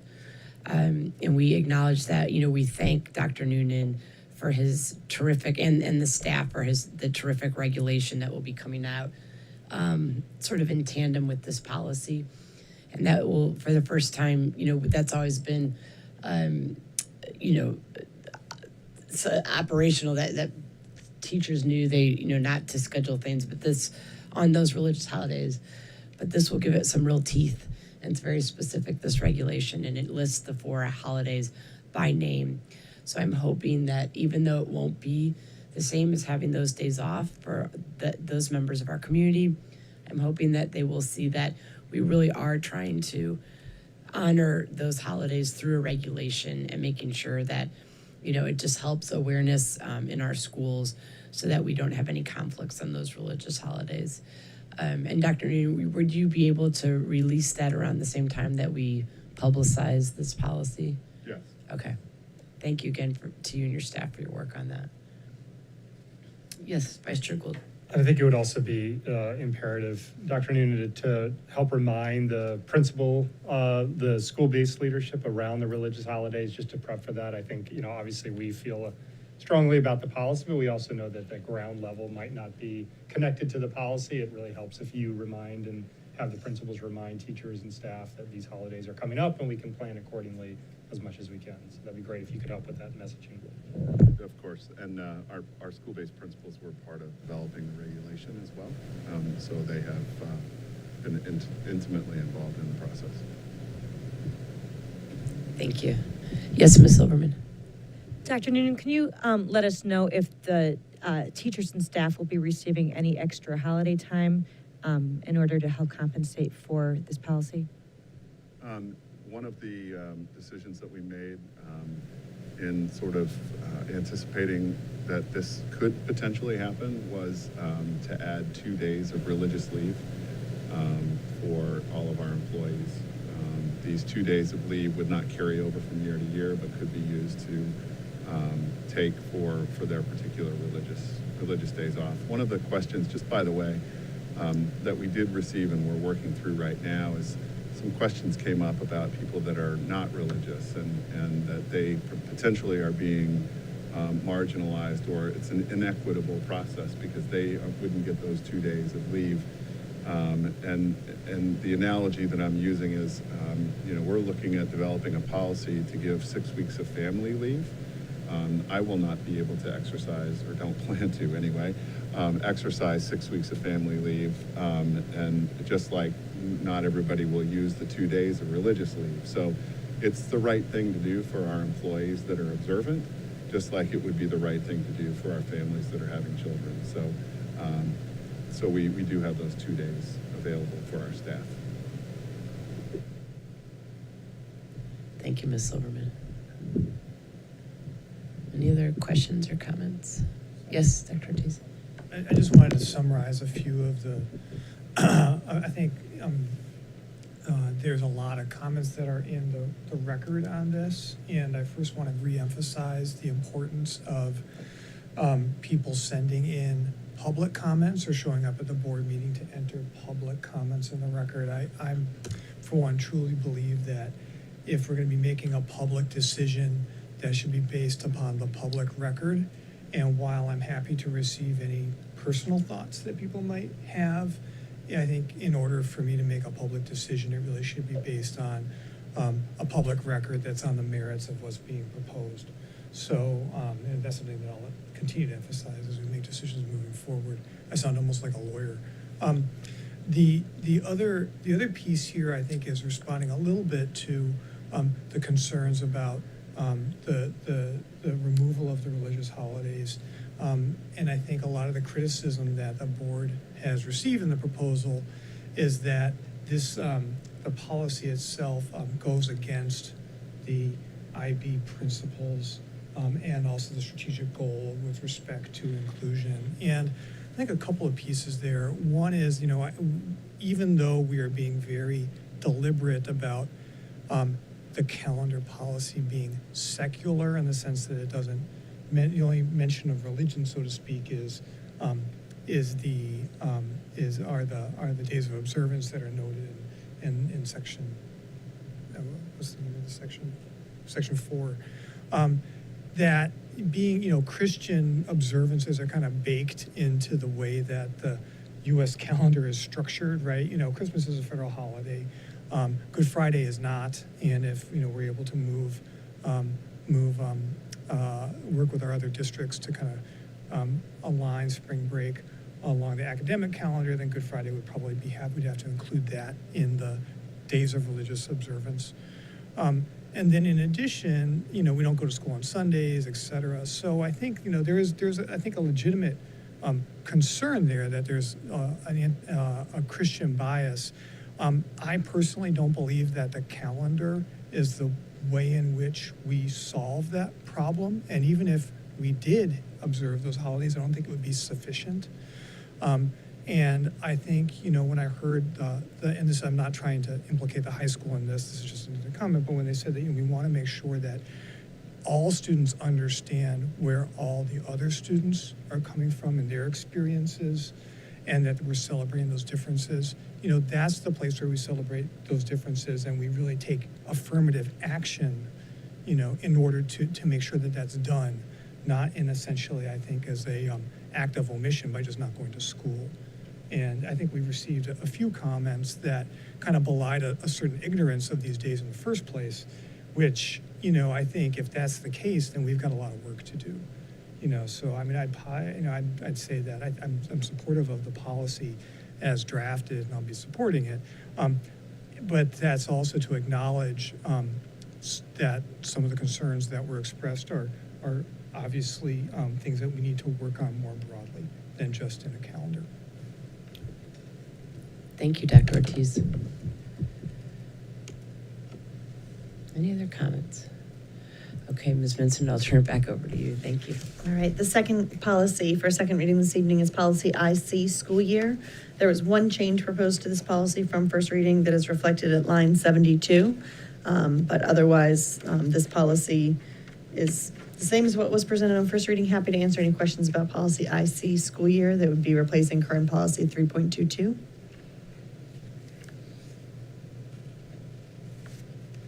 Seeing no questions or comments, the final policy for second reading this evening is policy BDD, electronic participation in meetings from remote locations. This was updated by the VSBA, so the changes were reflected in first reading, and there's one change from first reading at lines 49 to 58. Those had previously been bullets, now they are numbered, but otherwise this policy is the same as was presented during first reading. Any questions about policy BDD, electronic participation in meetings from remote locations? A couple. Yes. I had a question about, sorry, so we. Oh, go ahead, I'm sorry. Oh, sorry, I thought she was looking at me. I was.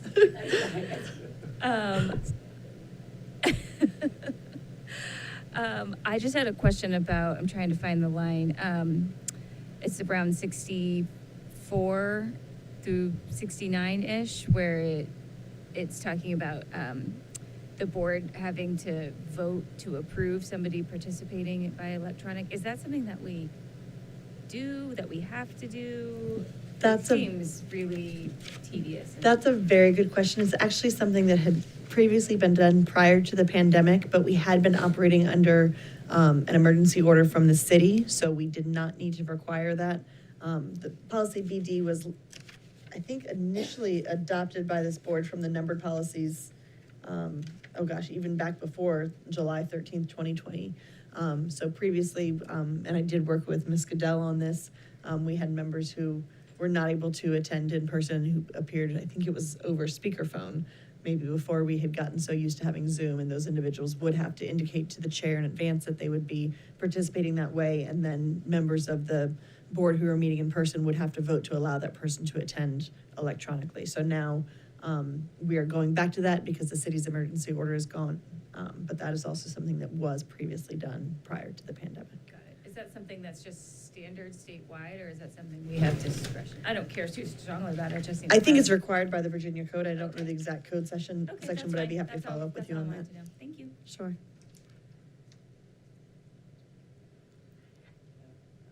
Thank you, Lori. Ms. Silverman. I can't, I know it's hard to see you down. I have a question about line 57. Is that 6 meetings per year? Is that work session and meeting combined? Like, what's the definition of meeting, I guess? That is school board meetings and work sessions, and that number is based on the number of meetings that we regularly have. The Virginia Code says that the school board can fix the number of times each member may use remote participation to a certain number per year or 25% of the meetings held per calendar year. So we said 25% of the meetings, given that we typically have 2 meetings a year, would be the 6. So that's how we proposed the number 6. That makes sense. And I don't know if this is a stupid question or not, but there are no stupid questions, right? That's right. Does does that include committees that we sit on? Like if I'm on business and education, does that include? It does not, since this is just for school board meetings. Okay, thank you. Because I sometimes have childcare issues too. Understood, thank you. Sure. Any other questions about policy BDD? All right, those are the policies for second reading this evening. Thank you. Okay. Thank you, Ms. Smithson. If I could have, we're at 8.03, if I could have a motion, please. Chair, I move that the school board approve second reading and adoption of policies CC, school calendar, IC, school year, and BDD, electronic participation in meetings from remote locations as presented.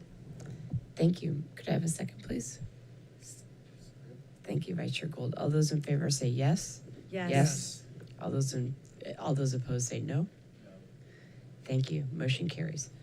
And we're now at 8.04, first reading of policies. I'll turn it back over to Ms. Minson.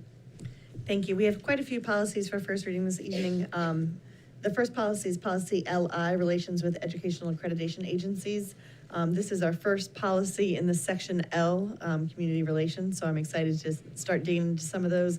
But interestingly, this would replace policy 6.4 with the exact same title, and almost the entire policy is word for word what is included in policy 6.4. So I figured this was particularly low-hanging fruit that is consistent with our practices, and the model policy is very, very closely aligned with our current policy 6.4. Any questions about policy LI? All right, the next policy for first reading is policy IJD, College and Career Readiness. This was updated by the VSBA in May of 2012 to reflect changes in the Virginia Code, section 22.1, 206.1, and the legal references were updated. I did point out I did make in green font a few changes that, the red changes that are in policy IJD are those that were proposed by the VSBA as part of their update to the policies. And then in green is what we propose putting in place with the thanks of our secondary folks. Matt Sowers, Sia Knight, Sherry Murrell, Dave Sorensis have looked over this and confirmed that what is included in this policy is consistent with what we're doing, and other than the tweak there at line 24, and the additional policy at line 51 looks good to us. Any questions about policy IJD, College and Career Readiness? I don't want to go too fast, but I know that it's late in the hour, so I'll keep moving along. Please interrupt me if you need to. The next policy for first reading is LBD, Home Instruction. This would replace our current policy 9.23, and thanks to Ms. Sharp on helping me go through this. This policy is quite consistent with our current policy, even though the title of policy 9.23 is different than the title of policy LBD. But most of and certainly all of the important parts of the previous policy are included in this model policy.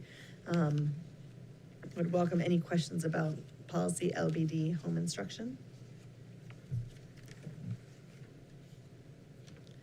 All right, and now there's before I get, this is probably one of the bigger policies to come in front of you, and I won't possibly be able to thank all the folks who put input into this, but policy JED, student absences, excuses, and dismissals, is a pretty hefty policy, and we've been working with our school leaders and administrators around this for a few months to make sure that we're getting it right. What's reflected in the policy in front of you tonight for first reading is the VSBA model policy, and then all additions proposed by our school staff are in red.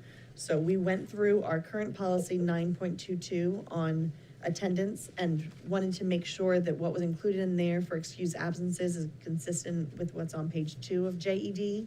And then we also looked at civic engagement, which is something that was mentioned and brought up before the board last year and I believe the year before that, to make sure that this policy would reflect the opportunity for students to be involved in civic events and have a chance to have even more than one academic day if approved by the principal.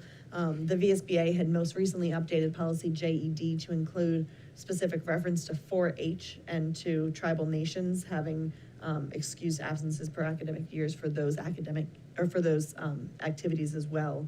But we spent a lot of time and energy on this, grateful for the school staff who engaged around this, and we think it will be very helpful for staff to have this policy in place if you so deem it. Are there questions about policy JED? Oh, we actually have some questions on this. Yes, you go first, Vice Chair Gould. Thanks. I think maybe it's the practice of getting a principal to approve any absence beyond 3 days. I think it's 3 days. Can you talk about possibly the logic behind that, or how that is written into JED? I have a follow-up question. Do you want to take that? Or? Do I have that right? I know that, if your child is absent 3 days or more, you have to get the principal to approve ahead of time? So are you, like, more specifically speaking of a student who may be sick, or a student who may want to be involved in some sort of civic engagement or a vacation? Vacation, yeah. I think that's when I've heard it most from the community, is the confusion about why that is needed, or the rationale behind that, and how that, I didn't know if that was connected to this policy or not. Yeah, so, typically, if a student is beyond 3 days,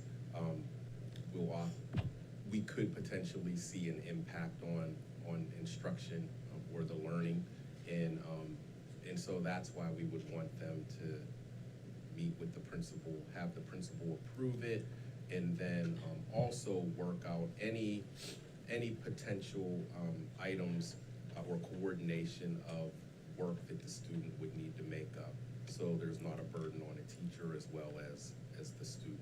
So just to make clear, the approval ahead of time, that's not part of this policy, that's just a practice that we employ at the school level? That's something that's included right now in the regulation 9.22. Oh, okay. But you're right, it's not included in our current policy 9.22 or in policy JED. I had a question about the red portion. I'm just wondering, do we need to be more specific about what, I don't know, so civic participation, I'm just thinking, what would prevent students from walking out for something they don't agree with that the administration is doing at the school? Like, and so I'm just trying to think, is that, so that, to me, that's not, so if you're disagreeing with what the principal or the administration of the school is doing and you're gonna walk out, to me, that's something different than, walking out for gun legislation or something. But I don't know how you would. Yeah, well, so that's why we included the sentence there at the bottom, or at the bottom of the red, that says the principal will review and make the final determination. Okay. And so, Yeah, that probably covers it then. Yeah. Right, so if the principal says that's not really.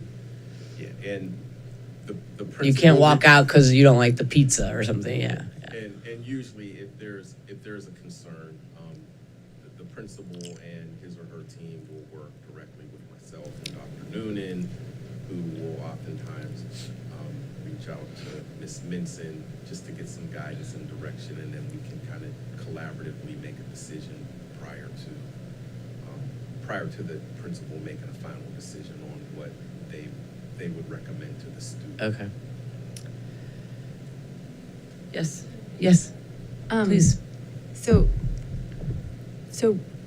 what you just said, Mr. Bates, that seems to apply to that extra day of civic participation. But if I'm understanding your question, Chair Downs, it is what is a civic event? And maybe the language of event captures a Oh, yeah, I see a what you're saying. protest in Washington, a march, something that is an event as opposed to, I don't know. Oh, right, I see what you're saying. No, you're right, you're right. A walkout in protest of, not having strawberry milk at school. Right, you're right, Dr. Dimick. Yeah, that's right. That doesn't quite get at it.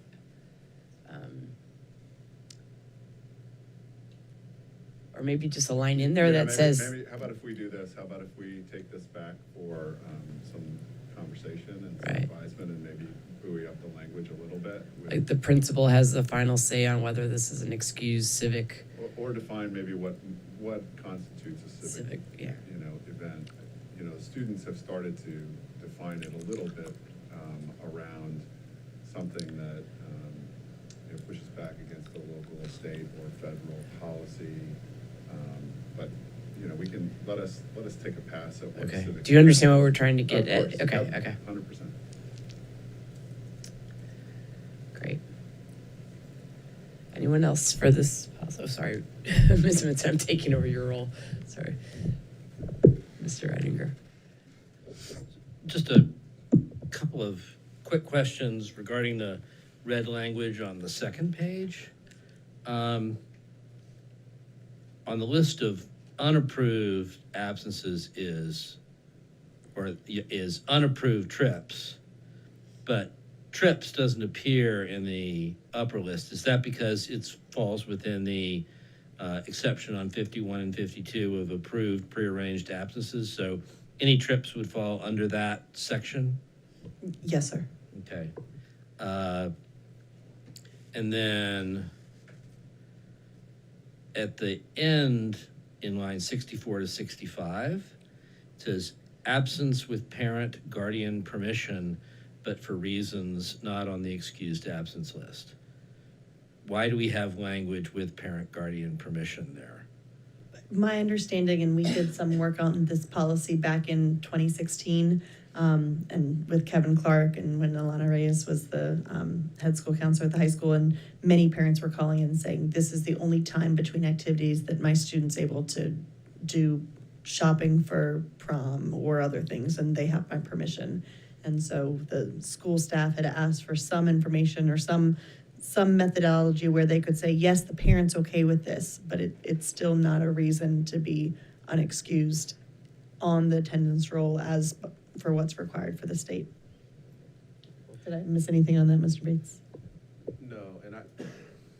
No, that's exactly right. And I think to Vice Chair Gould's previous question, I think the greater concern comes in when you may have a parent who approves or contacts the school to excuse a student for multiple days, and the justification provided might be something that would not be approved, like an approved absence. So minor point, I just might change with to with or without, because if it's not on the list, it doesn't matter. That's a good point. And then it's just too late at night for me to figure out whether you ought to have an and in the first list and an or in the second list, or.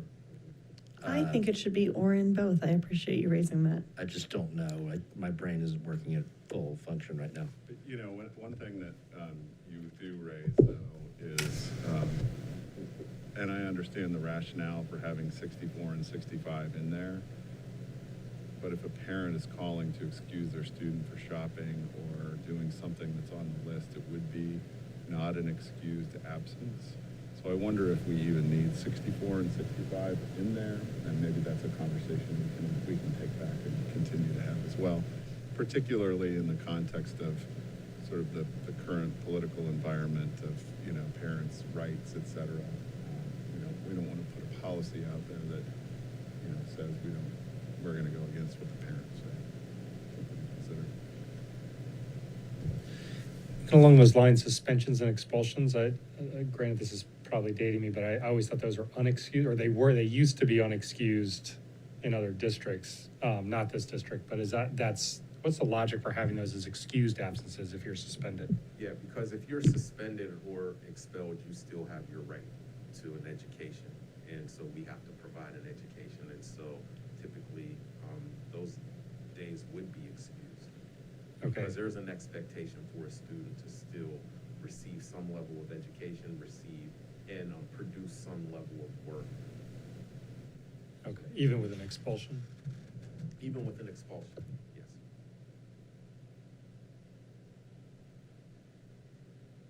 Chair, may I ask a question? Sorry.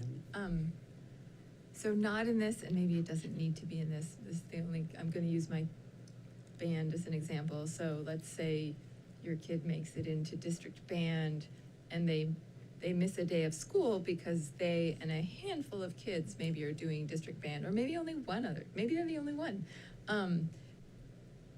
So they're missing their classes, but it's excused. Does it need to be in this, or is it?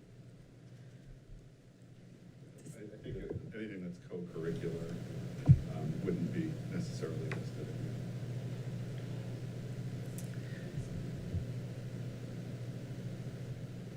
Can you explain 51 and 52? Am I missing if there are regulations that have been issued?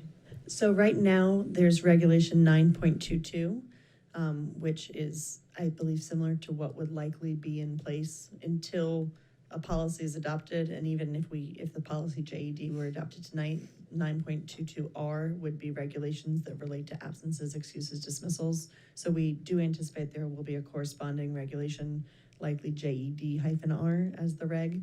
But the Virginia Code does provide that the superintendent it's actually at lines 67 and beyond, the superintendent by regulation establishes procedures for intervention. So the Virginia Code looks to the superintendent to have certain expectations for the school divisions, kind of the operational pieces. Okay, and also if unapproved trips are unexcused, what's an approved trip? That would be, currently in our regulation, we talk about, let's see, at regulation 9.22, procedures for prearranged absences is at page 3, section D. So absences that are 3 consecutive days or more requiring approval, making sure the principals involved in the decision has looked at the student's current academic standing. So that would be a prearranged, pre-approved trip. Okay, thank you. Sure.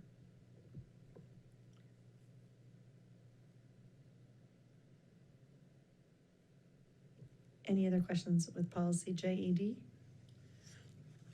All right, now there is a set of policies. We currently have 2 policies that relate to communicable diseases and bloodborne pathogens. In fact, that is their title. One is at 8.31 and one is at 9.18. So one was previously written as it related to staff, and one kind of related to students for section 8 and section 9 respectively. The VSBA model policies have 5 different policies, really 4 policies, and then the JHCCA-E, the expectations that are adopted by the board that relate to bloodborne diseases and infectious diseases. But they break it out in a very different way. I am grateful to Becca and Kristen and Amy in going through these with me to figure out, are we good to bring these policies forward? Do we have questions about these? Is this consistent with our practices? Would that change anything? And the answer to all those is we feel comfortable moving forward to these policies. So the first in these set of policies, EBAB, is possible exposure to viral infections. Pieces of this were included in both policies 8.31 and 9.18. Any questions about policy EBAB? This does include language that was in our previous policies, the current policies 8.31 and 9.18 for mandatory testing of any individual who's been exposed to bodily fluids, and it cites to the requirements in the Virginia Code for how you go about getting a specimen in order to test to make sure we can ensure the safety of our staff and students. The next policy, EBBB, personnel training on viral infections. There was just a piece of that in our personnel section 8.31, but it is consistent with what we currently do. In fact, the model policy and the Virginia Code requirements say all personnel having direct contacts with students. We actually require all personnel to have bloodborne training. We do that via Safe Schools every year, so we do ensure all of our staff gets that annually. Any questions about policy EBBB? Hearing none. Policy JHCC. We did propose a tweak to this. The VSBA had only put in the student section talking about communicable diseases, but at lines 8 and 12 and 14, they talk about the employees as well. And our current policy 8.31 also talked about the identity of an employee with a communicable disease being kept confidential, which is certainly what we do. So we're proposing modifying the VSBA model policy slightly by also categorizing this under the personnel policies and adding the word "or employee" at line 17. So it's clear that we keep information about communicable diseases of both our students and our staff confidential. Any questions about this JHCC, GHCC? My only question on the expansion, which makes sense to me, is where it says at the end of that sentence, is kept confidential and revealed only in accordance with state law. Is there a state law regime that covers disclosure of employee information regarding communicable diseases that would, I mean, what I want to make sure is that we are not saying we'll never disclose employee information, so that's the concern I've got. I see your point. I'm gonna have to go back to look into that, but I do know that that exact line, the identity of a student or employee who has a communicable disease, is currently what's in place in policy 8.31. So I, between now and second reading, can look into that and make sure, but I do know that that language is verbatim what's included in our current policy, so I expect that we're on good ground. Thank you for that question. Any other questions about JHCC, GHCC? All right, then policy JHCCA, bloodborne contagious or infectious diseases, is a policy would then appear just at the student section. This also does reference HIV, and the identity of a student being tested positive would be confidential in accordance with law, but that's consistent with both our current practices and with the policies that are currently in place. And we had this 2 board meetings ago, but JHCCA has a additional exhibit that goes with it that requires school board policy, so it's JHCCA-E, and that's just further guidelines for school attendance for students with human immunodeficiency virus. So the policy JHCCA and then with a -E along with it kind of go in tandem. They are consistent with our current practices, and I think they should kind of go together. Any questions about either of those?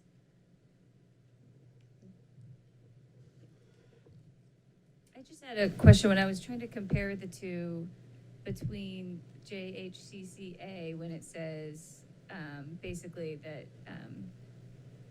that the student, it's up to the superintendent on a case-by-case basis. And then in the 1-E, it says the students will be continuing a regular classroom until the student's health significantly interferes with the student's ability. So it just, I didn't understand the difference in approach there, unless I'm missing something, which isn't entirely possible. Between JHCCA and CCA JHCCAE? says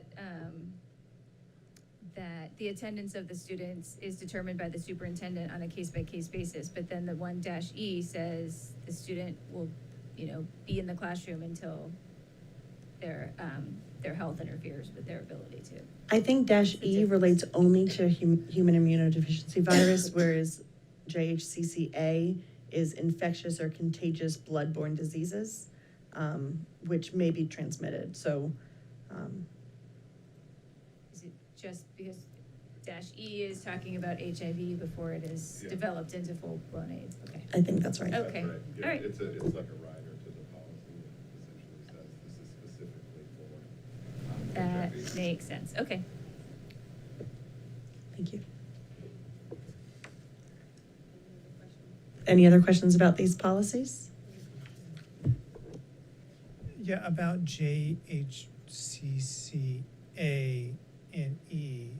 These have been updated from prior policies over time and shifted around with the letters and the numbers, various things. I wanna, do we have any sense, and maybe this is not a legal question, I do a little research on my own, the degree to which these actually represent best practice and the current medical thinking behind HIV specifically? They seem almost like relics in some ways. So not to say that I would want to go, some of it appears logical, but also seems kind of old-fashioned. And so I want to just get a sense from perhaps or if you could help point me and the other members of the board to materials to help us make that assessment. I don't want to be flippant in my response when we're talking about whether these have been updated. Our current policies are quite out of date. 9.18 was last revised in 2011. There's a policy 8.31, which was last revised in 2015, and the regulation that corresponds with 8.31 was last revised in 1990. So I think these, while we can look and see if there are additions that maybe we'd want to tweak, are certainly much better than what we have in place now. But I can't really speak to whether these are maybe the most up-to-date with where we are. I do think that they are improvements on what we currently have in place. Okay, thanks. If there's a need to kind of postpone second reading, and I'm not suggesting that right now, but would that be feasible depending on what we discover? I'm happy to Absolutely. work with the team to try to think through some of that. Absolutely.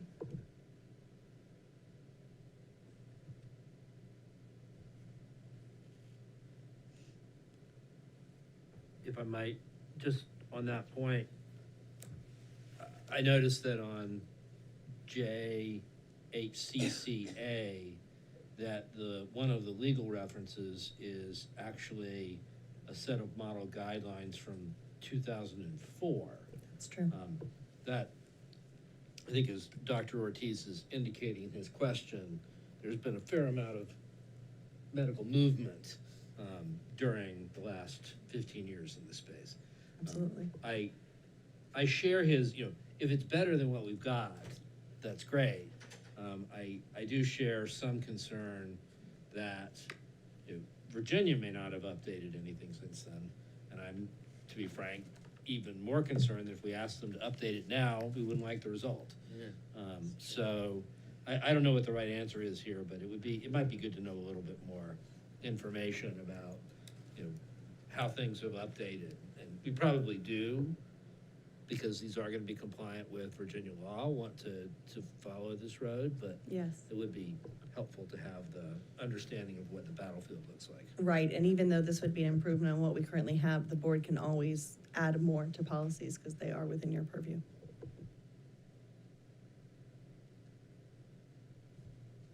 Okay, so we'll do a little deep dive on that one. Absolutely. Any other questions about these policies? All right, those are the policies for first reading this evening. Thank you.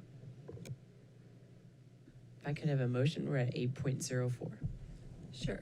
Chair, I move that the school board approve first reading of policies LI, relations with educational accreditation agencies, IJD, college and career readiness, LBD, home instruction, EBAB, possible exposure to viral infections, EBBB, personnel training viral infections, JHC/GHCC, communicable diseases, JHCCA, bloodborne contagious or infectious diseases, and JHCCA-E, guidelines for school attendance for students with human immunodeficiency virus.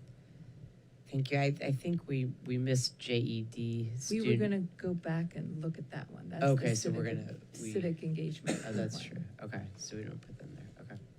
Oh, I misunderstood. I thought you still were going to approve it for first reading, but we were going to do some work in between. Okay, then I'll But also it's up to you. add that school board approved for first reading policy JED, student absences, excuses, dismissals. Thank you, Dr. Dimick. Could I have a second, please? Second. Thank you, Dr. Ortiz. All those in favor say yes? Yes. Yes. All those opposed say no. Thank you. Motion carries. And we're now at section 9.01, future agenda items. And yes, Ms. Silverman. I have two that I would like to discuss. First, after hearing Ms. Mahoney's earlier comments this evening, I would like to bring up collective bargaining again, if that can be added to the agenda, just to get an update as to how we're going to approach it this year. Secondly, I know that we've discussed it before, but I do want to make sure that we have a time to discuss whether early release Wednesdays, whether the benefits are still outweighing the costs on that, given the heavy cost it has on the community. When you say early release Wednesdays, are you speaking specifically about the elementary level? I guess we can review the whole situation. I don't know if I want to limit it to just elementary. Okay,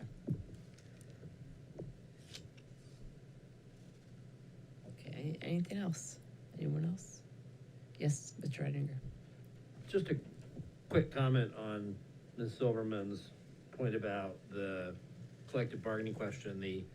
We stood up a superintendent's committee, did we not, to continue to have that discussion? And I don't think we've sunset that committee. That's right. So, I mean, I assume that the process will now continue under the existing committee. And of course, we'll continue to hear additional reports on it. That's right. But there's not, I'm not sure that I see I'm not sure I understand what Ms. Silverman is suggesting, but I'm not sure I see a new agenda topic. It's continuing the old agenda topic under the frame of reference that we'd already established. Right, that's exactly, yeah, I'm sure, Ms. Silverman, you were asking for an update on collective bargaining, giving Ms. Mahoney's public statement. Mr. Reidinger is correct that there was a pause, so we will just resume. And so we'll, Dr. Dimick, Dr. Noonan, and I will just need to touch base, and I would expect an update from Dr. Noonan, probably in Noonan's notes in the next week or two, once we get a little bit organized. But yeah, Mr. Reidinger is right, is that we would generally just return to the table after that pause. Yes, thank you for clarifying. Anyone else? Yes, Mr. Reidinger. I just, since it's the actual agenda item, I'll raise, I think it would be worth us looking at leadership development among staff at some point, but that's not, it's not an emergency. It's something to consider when it's appropriate, because I know it comes up regularly. I think that's a good one. I know Dr. Noonan's told me before that one of the challenges with our small school system is there's not a lot of places to move around. So I think that's a great topic. Thank you. Anyone else? Okay. Thank you for those. And Vice Chair Gould and I, when we meet with Dr. Noonan, we go over the agenda items. So we will add these to the list and keep you all updated.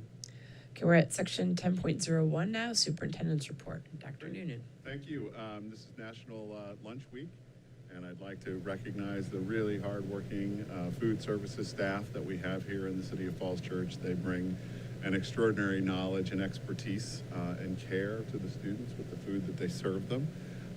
Lunch offerings this year, which are new, are including salad bars at 3 of our schools and a pre-ordered salad at Mount Daniel. So if you are at the high school or middle school or at Oak Street, there's a salad bar there. But if you're interested in a salad as a Mount Daniel student, you can certainly pre-order one of those. So continuing to find new ways to create some new offerings. We are excited to alert parents grades 3 through 8 about a new way to receive information regarding their state assessments, particularly their SOL scores. All SOL scores and assessments will be delivered through the Virginia Parent Portal. We mentioned this in our presentation the other night. So after parents set up an account, then they will be able to access those results. It is a new web-based portal. It shows information about the SOL scores. It also shows information about the growth assessment and gives some school reports. So anyone who's interested in doing that can go to the Virginia Department of Ed and find that Virginia Assessment Parent Portal.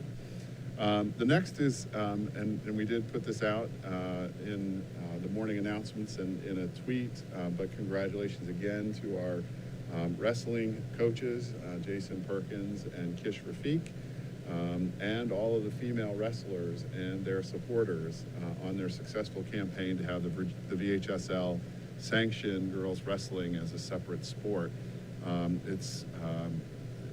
You all were heavily involved in that. You passed Resolution 7-22, which also gave us some nice opportunity to go to bat with the state to make sure that they knew, and that was sent out to a lot of different people. And the implementation of the statewide program will begin this year and continue over the next 3 years.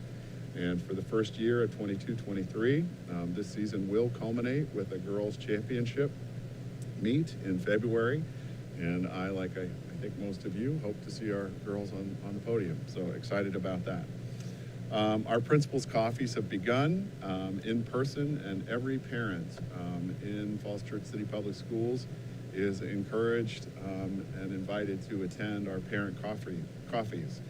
It's a really great opportunity for our parents to learn more about our academic programs, our school, get to know the great people that are in the schools.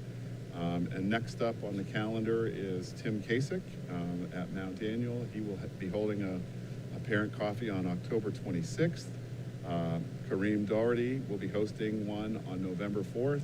And I will also be hosting a community gathering at Northside Social on October 27th at 5 p.m. So hopefully people will come out and say hi and let us know how their year's going. And look forward to meeting all that come. So that's it for me tonight. Thanks. The late hour. I'll stop. All right, so you're at Northside Social, so we'll go somewhere else than this for our office hours. I have, it's like the last, I don't know. We have it written down. I just haven't. It's the last week of October, I think. Oh, maybe we'll have to. All right, I'll follow up with you, Dr. Noon, and make sure we're not the same night.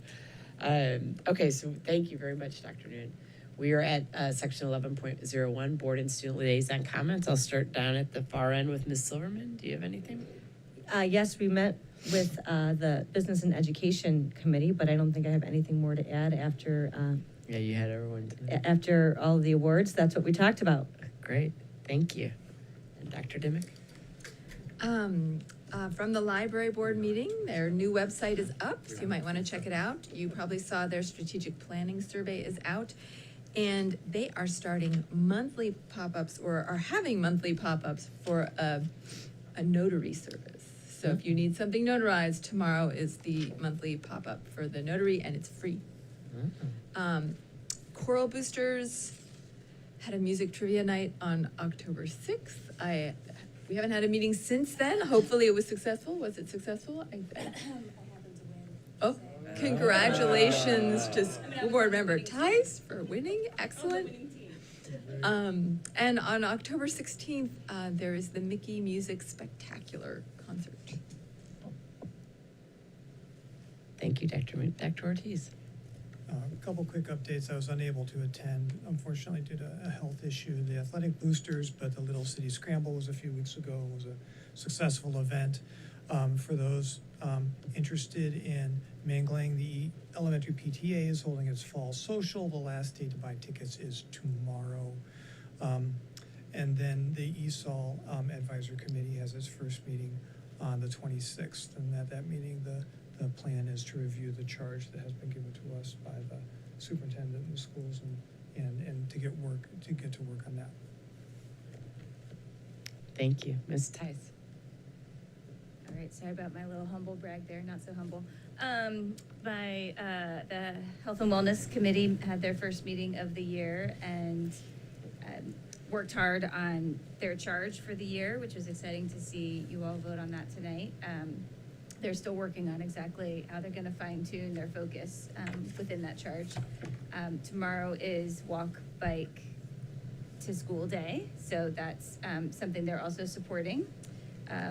The Special Education Advisory Committee had their first meeting of the school year, and we are going to try and promote going by speak instead of seek, so that there's no confusion with the other SEAC group. So big S, little p, big E, A, C. So we're speak now. That's exciting news.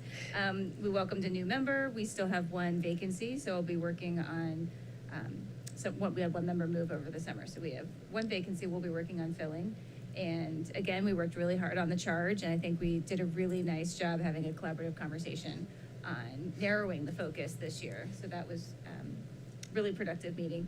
And then, I hope it's still up here on my computer, the Rec and Parks had their first meeting of the school year this year too, and they're continuing to work on the Fellows Property Park Plan, but they also, which I thought was really good timing, in light of some of the public comments we got tonight, the Rec and Parks group unanimously supported the addition of the following statement that I'll just read that will go in all future communications sent out regarding participants registering in gender segregated programming. And so the statement will just read, participation in gender segregated programming within the Falls Church Recreation and Parks Department. Sorry, here we go. I'm reading the wrong line here. It's late. The Rec and Parks Department encourages registrants to enroll and participate in a manner consistent with their gender identity. Non-binary participants are encouraged to participate where they feel most comfortable. So I was really proud of that work that the group put together, and really proud of our community for coming together and supporting that. And I don't know that anybody is still listening, but I would hope that, especially in light of the public comments we got, that would be an encouraging statement. I was really proud of that.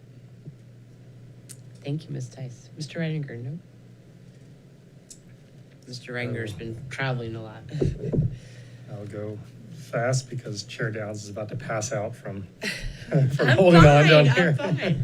We were all worried about her. I went to the chamber meeting, well represented by our student reps. Dominic J. and Joseph were in attendance, which was great.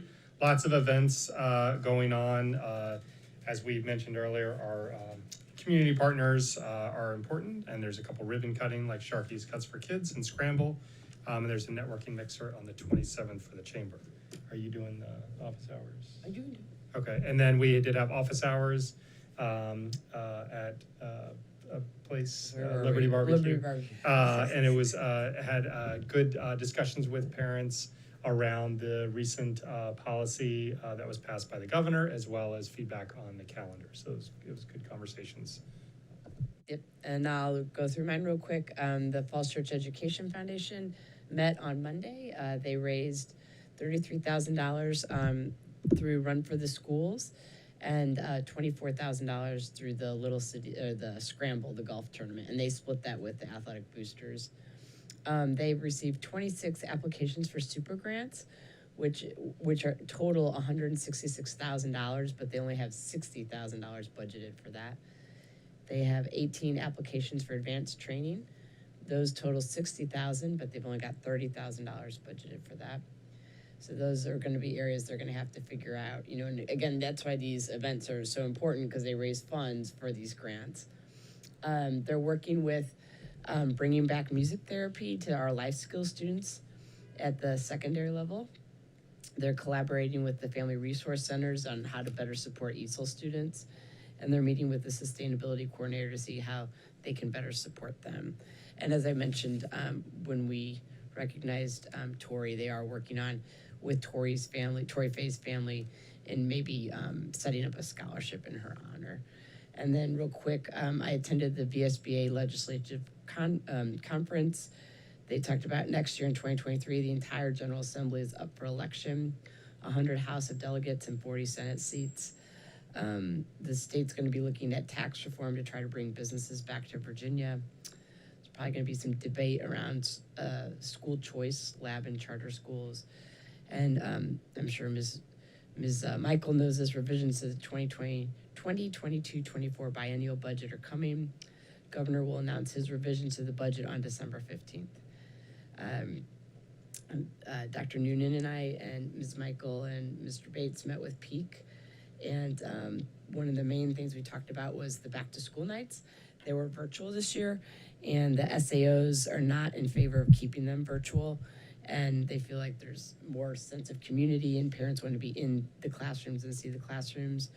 But there was an acknowledgement that it is helpful to have them be online for parents who can't attend. So I think we settled on, we would try to figure out if we could do a hybrid concept so that they would be in person, but that parents who can't attend could either watch it streamed or watch a pre-recorded video from the teacher.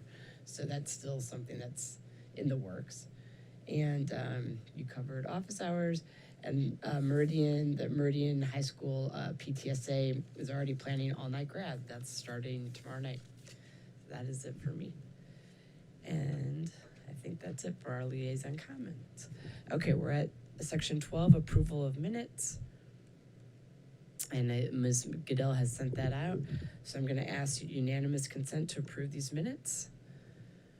And hearing no objections, the minutes of November 23rd, 2021 and December 14th, 2021 are approved. And we're now at section 13, materials for review. Anyone want to offer anything before we shut this down at 11:20 at night? Okay, and special, if I had gold stars, I'd give everyone across the table gold stars. Thank you all for staying so late tonight. And thank you to my colleagues, and we are adjourned.